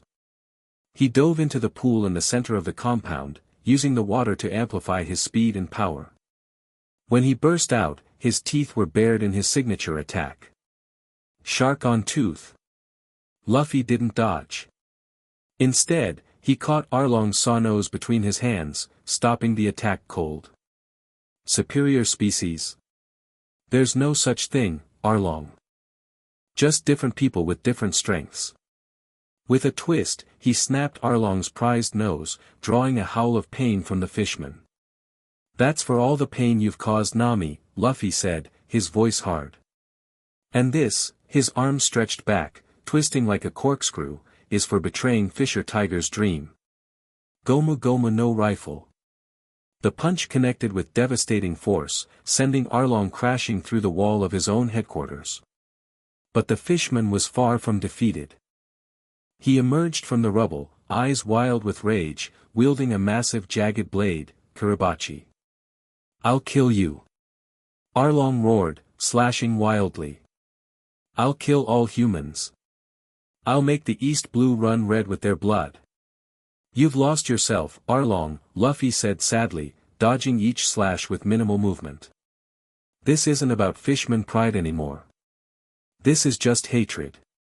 What would you know about it? Arlong screamed. You're human. I'm Joy Boy, Luffy corrected.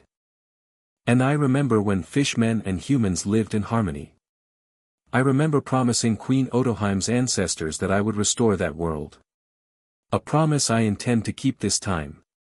Something in Arlong snapped at the mention of Queen Otoheim, the pacifist queen of Fishman Island who preached coexistence with humans. With a guttural roar, he charged, Kiribachi raised for a killing blow. Luffy didn't move. As the blade descended, he simply looked Arlong in the eyes and spoke a single word in the ancient Fishman language, peace. The blade stopped a hair's breadth from Luffy's head. Arlong stood frozen, his arms trembling, his eyes wide with conflict. In that moment, something passed between them, a memory, perhaps, or a vision of what could have been. It's not too late, Luffy said quietly. You can still honor Fisher Tiger's real legacy. For a heartbeat, it seemed Arlong might relent. Then his face hardened once more. Never. He swung the blade again, but this time Luffy was done holding back. His arm stretched upward, rocketing toward Arlong's headquarters. Gomu Gomu no. His hand gripped the top of the building, his arm contracting rapidly to pull him skyward. As he shot past Arlong, he twisted in the air, his leg stretching to its limit. Axe.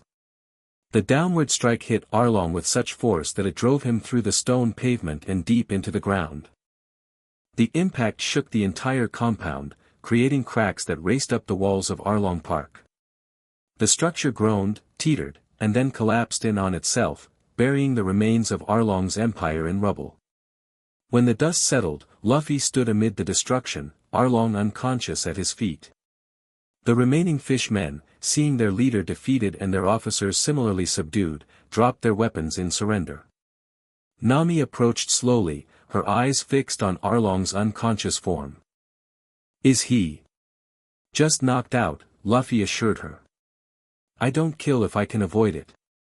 Tears welled in Nami's eyes. "It's over." "Really over?" "Really over," Luffy confirmed. "You're free, Nami. Your village is free."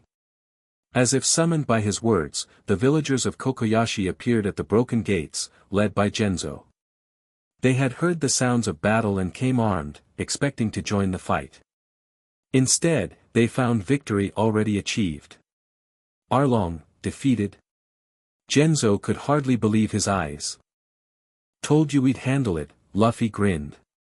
A cheer went up from the villagers, 8 years of oppression finally ended. They rushed in, embracing Nami, thanking Luffy and his crew, crying tears of joy and relief. In the midst of the celebration, Luffy approached the captive fishmen. "You have a choice now," he told them.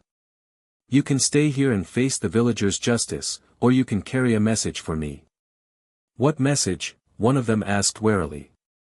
"Tell Jinbe, the new leader of the Sun Pirates, that Joy Boy has returned. Tell him I'm keeping the ancient promise this time. And tell him I'll see him in the Grand Line." The fishmen exchanged glances, clearly recognizing Jinbe's name. "You know Captain Jinbe?" "Not yet," Luffy smiled enigmatically. "But I will." Later, as marine ships arrived to take Arlong and his officers into custody, Nezumi having followed Luffy's suggestion to report the truth, the Straw Hat crew gathered on the beach. The villagers had insisted on throwing a massive feast in their honor, which would last 3 days according to local tradition. 3 days of food. Luffy exclaimed excitedly. "Sanji, you better take notes on their recipes." "Already planning to," Sanji replied, lighting a cigarette. "But Luffy, we need to talk about what happened back there." "The Joy Boy stuff?" Luffy guessed. "The transformation," Zoro corrected. "The white hair, the glowing.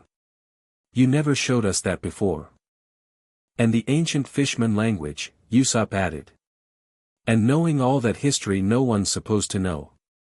Luffy sighed, looking out at the sea. "It's complicated." "Try us," Nami suggested. "After what you did for my village, for me. I think we deserve to know who we're really following." Luffy considered this, then nodded. "You're right." He sat down on the sand, gesturing for them to join him. 800 years ago, there was a man named Joy Boy.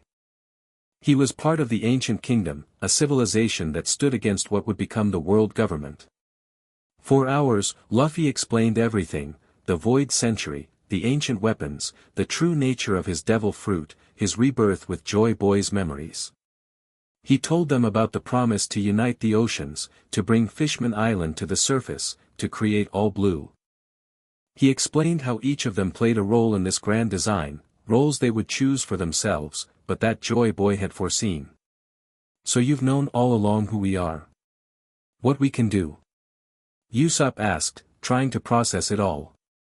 "I've known your potential," Luffy clarified. "But not your choices. Those are still yours to make."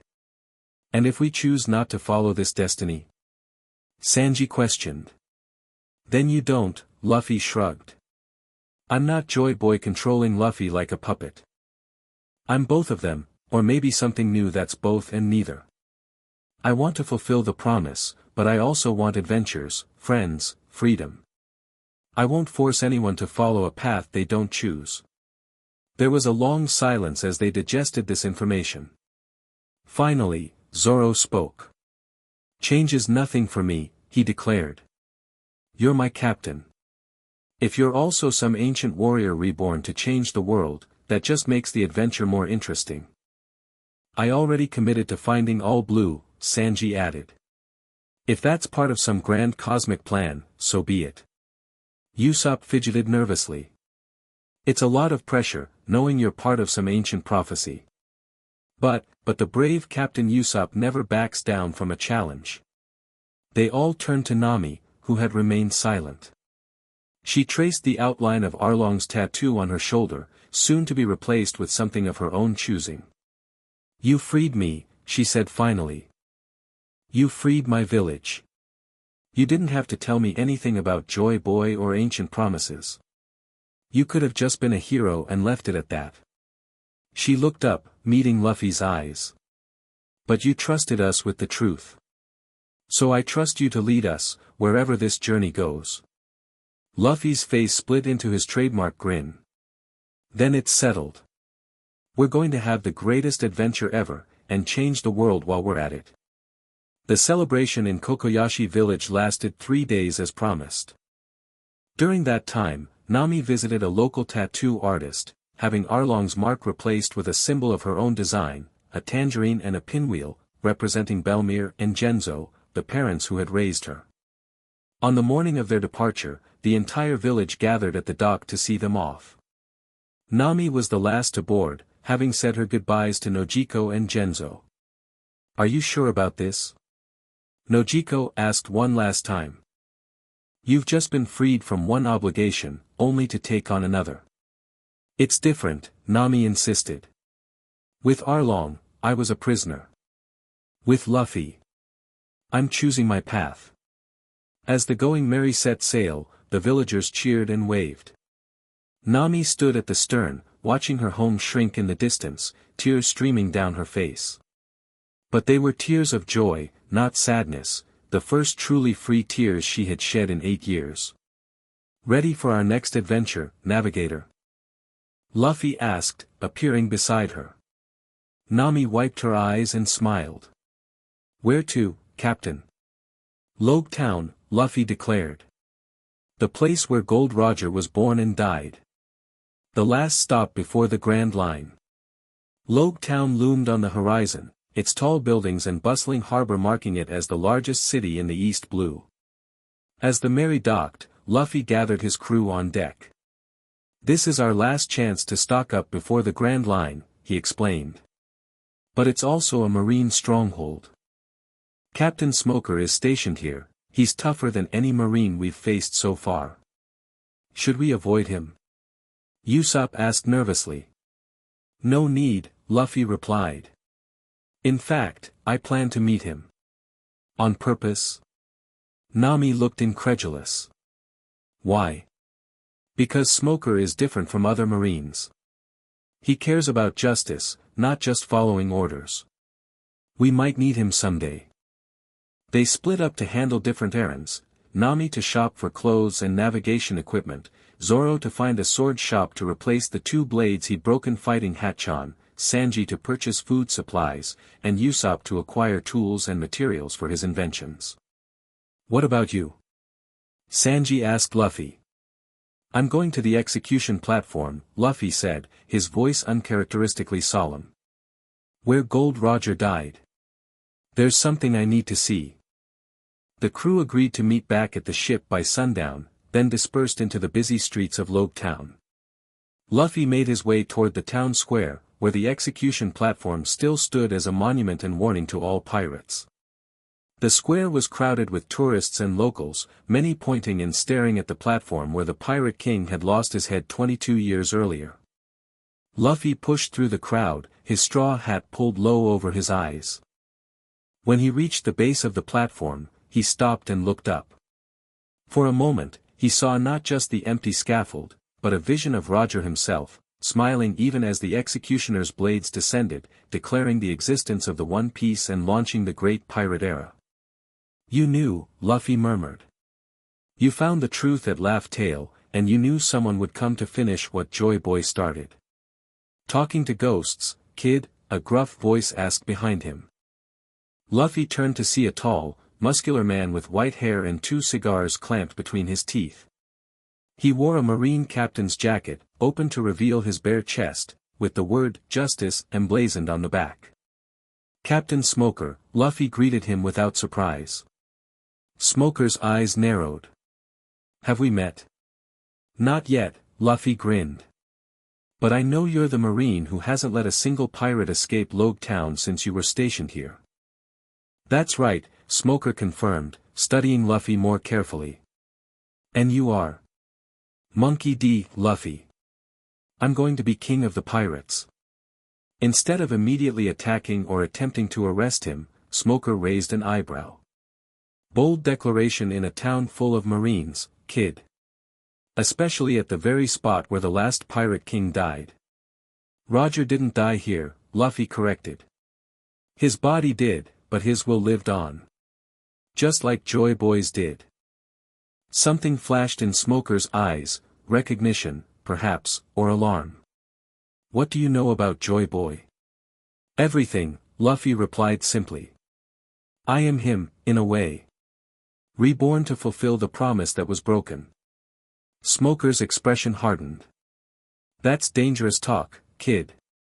The kind that gets people disappeared by the world government." "I know.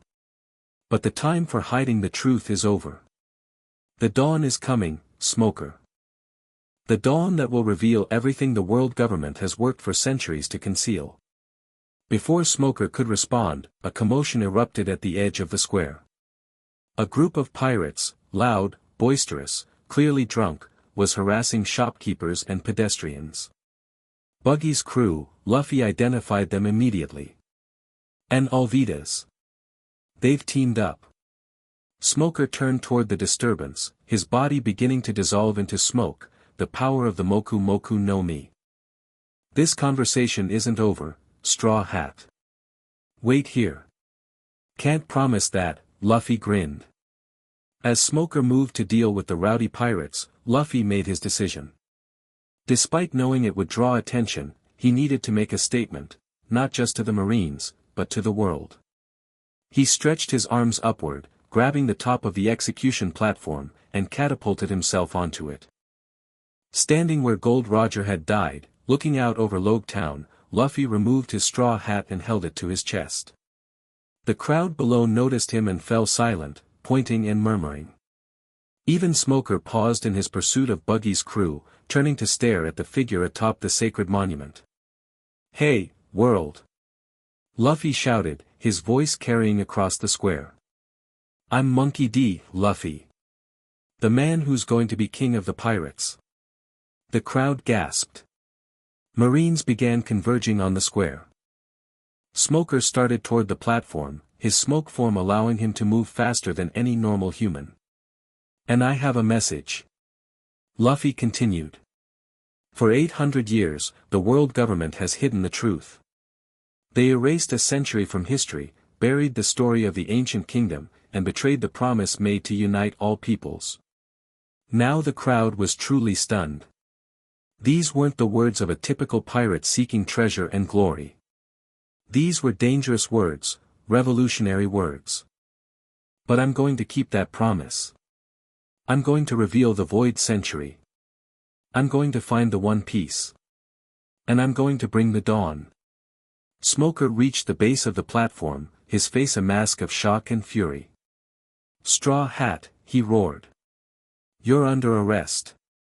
Before he could ascend, however, a blinding flash of lightning struck the execution platform. The crowd screamed, covering their eyes. When they looked again, the platform was in ruins, and Luffy was gone. "What the hell?" Smoker searched frantically. "Where did he go?" "Looking for my son, Smoker," came a calm voice behind him. Smoker whirled to find himself face to face with a hooded figure, tall, imposing, with tattoos visible on the left side of his face. Dragon, Smoker breathed. The revolutionary. Dragon smiled slightly. Monkey D. Dragon, yes.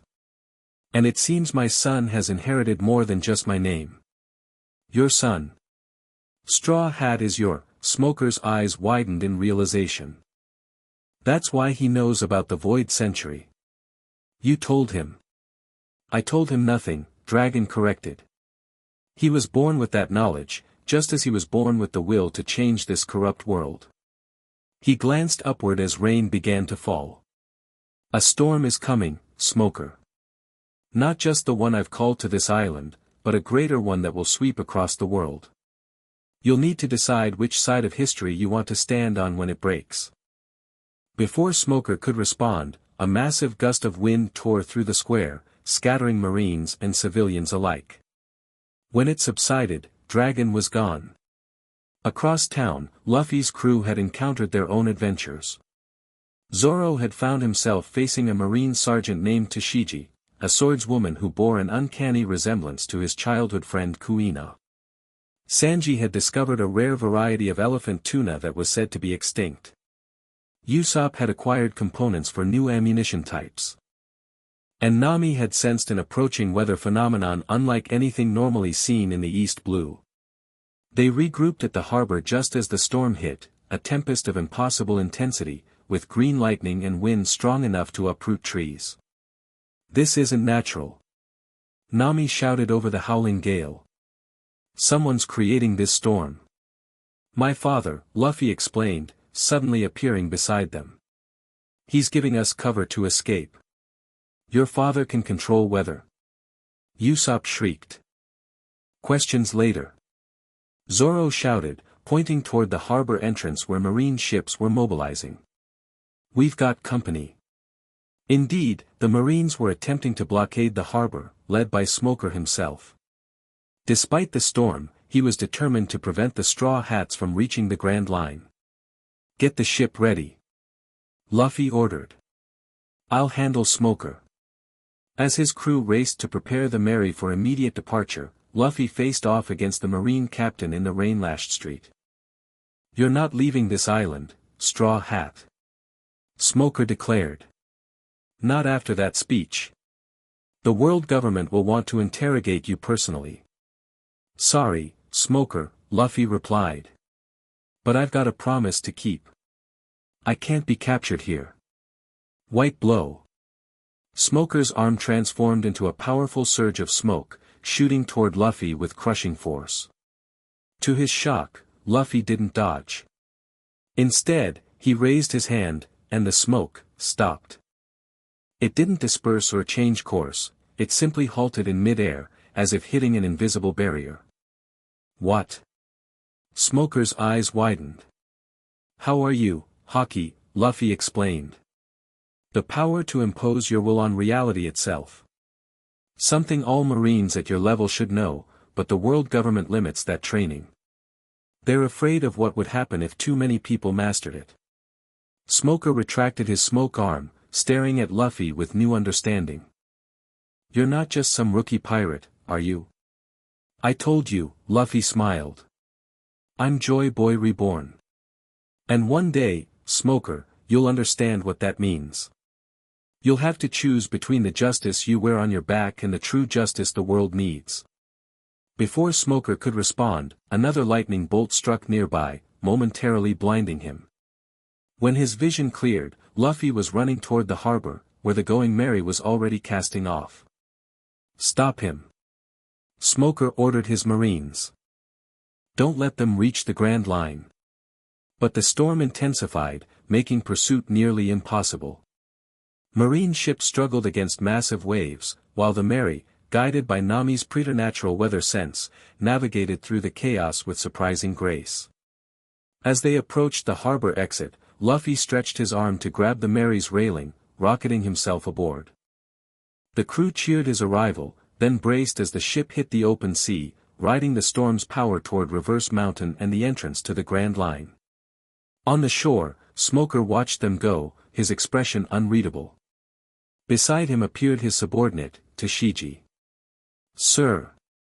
We need to pursue them, she insisted. After what Straw Hat said about the Void Century, we can't catch them in this storm, Smoker replied. But this isn't over. Prepare my ship. We're following them into the Grand Line. The Grand Line.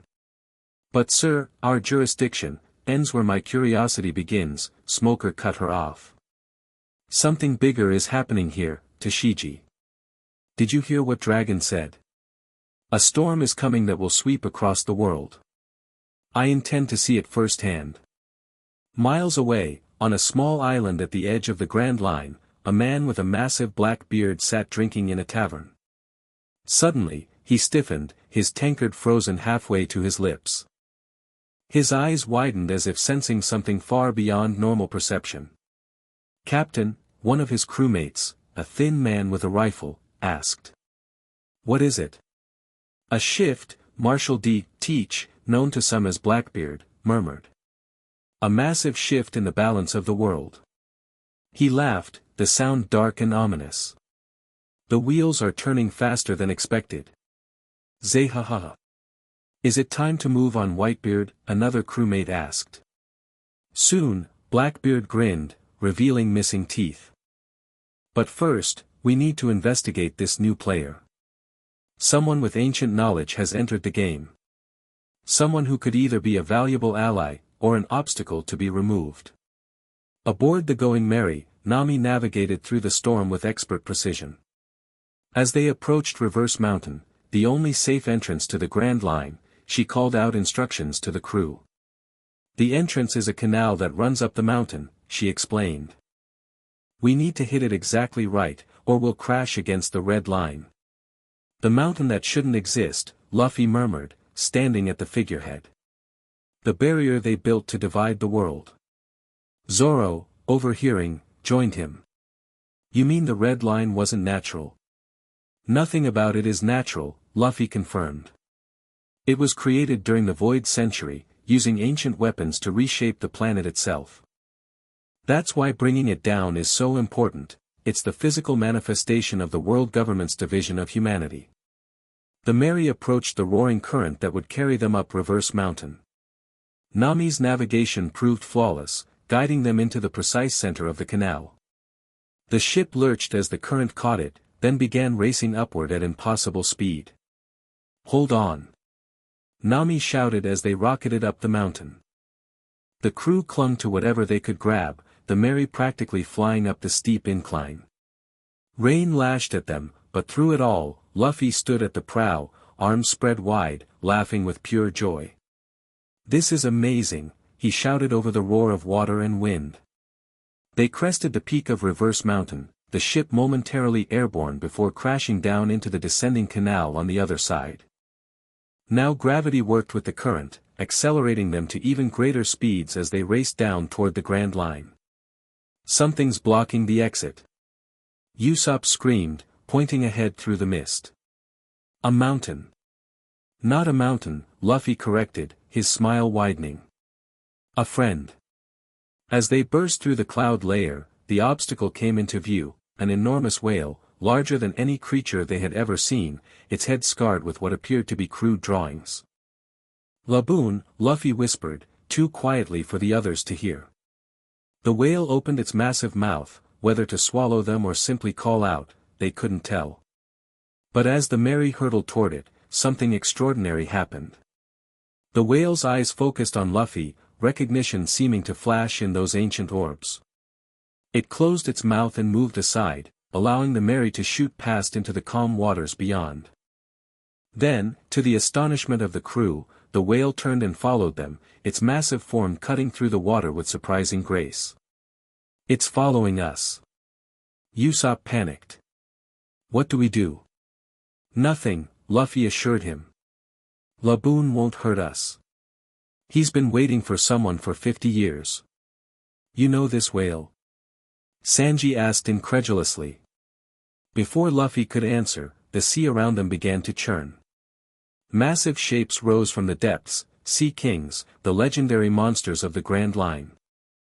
The crew tensed, preparing for battle, but Luffy stepped forward, placing a hand on the figurehead. They're not here to attack, he said calmly. They're here to welcome us. Sure enough, the Sea Kings formed a circle around the Mary, their massive heads bowed as if in respect. Behind them, Laboon the whale let out a long, mournful call that seemed to shake the very air. What's happening? Nami whispered, both terrified and awestruck. They recognized the air of Joy Boy, Zoro realized, looking at Luffy with new understanding. They're acknowledging their king. Luffy removed his straw hat, holding it to his chest as he faced the assembled sea creatures. I will keep the promise this time, he told them, his voice carrying across the water. The dawn will come. The Sea Kings responded with a chorus of calls, deep, resonant sounds that carried for miles. Laboon added his voice to theirs, creating a harmony that no human had heard in 800 years. The voice of all things, Sanji murmured. You really can hear it, can't you, Luffy? And speak it, Luffy nodded. It's how all creatures communicated before the Void Century. Before the world was divided. As the sea creatures dispersed, returning to the depths, the Straw Hat crew gathered around their captain. The enormity of their journey, not just as pirates seeking the One Piece, but as agents of a world-changing destiny, was finally sinking in. So this is really happening, Nami said quietly. We're really going to change the world. One adventure at a time, Luffy assured her. The promise is important, but so is the journey. So are the friendships we'll make, the battles we'll fight, the dreams we'll fulfill along the way. Where do we go first? Usopp asked. Luffy pointed ahead, to where the mist was clearing to reveal the boundless ocean of the Grand Line. To Whiskey Peak. There's someone there who needs our help, a princess whose country has been stolen. Helping her is the first step toward gathering the allies we'll need. A princess? Sanji's eye immediately turned into a heart. I'm in. The others laughed, the tension broken. Despite the weight of destiny now resting on their shoulders, they were still the Straw Hat Pirates, young, optimistic, bound together by friendship and dreams. As the Going Merry sailed into the Grand Line, Luffy stood at the figurehead, the ancient presence of Joy Boy harmonizing with his own indomitable spirit. Behind him, his crew, the first pieces of a puzzle 800 years in the making, prepared for whatever adventures lay ahead. One Piece, Luffy murmured to the horizon. This time, we'll get it right. Miles away, in the holy city of Mariehua atop the Red Line, 5 elderly men sat around a table, their faces grave. Before them lay a report, hastily compiled intelligence about a straw-hatted pirate who had declared war on their carefully constructed world order. Joy Boy has returned, one of the 5 elders said, his voice heavy with dread. Just as the prophecy foretold. He must be eliminated, another insisted. Before he finds the ancient weapons. It may already be too late, a third countered. If he truly possesses Joy Boy's memories, he already knows their locations. Then we must accelerate our plans, the 4th elder decided. Deploy CP-0. Alert the admirals. The Straw Hat must not be allowed to reach Laugh Tale. The 5th elder, who had remained silent until now, finally spoke. And inform Imsama. The empty throne must know, that its greatest enemy has returned. In the chamber above them, on a throne that officially didn't exist, sat a shadowy figure with eyes that had witnessed 8 centuries of carefully maintained order. Those eyes now narrowed as they gazed at a wanted poster, freshly printed, the ink barely dry, bearing the smiling face of Monkey D. Luffy. So, I'm whispered, the will turns again. But this time we are prepared for you, Joy Boy. The poster burst into flame in Im's hand, but the smile it depicted had already been burned into memory, a smile that promised revolution, revelation, and the dawn of a new age. The ancient game had begun anew. The end.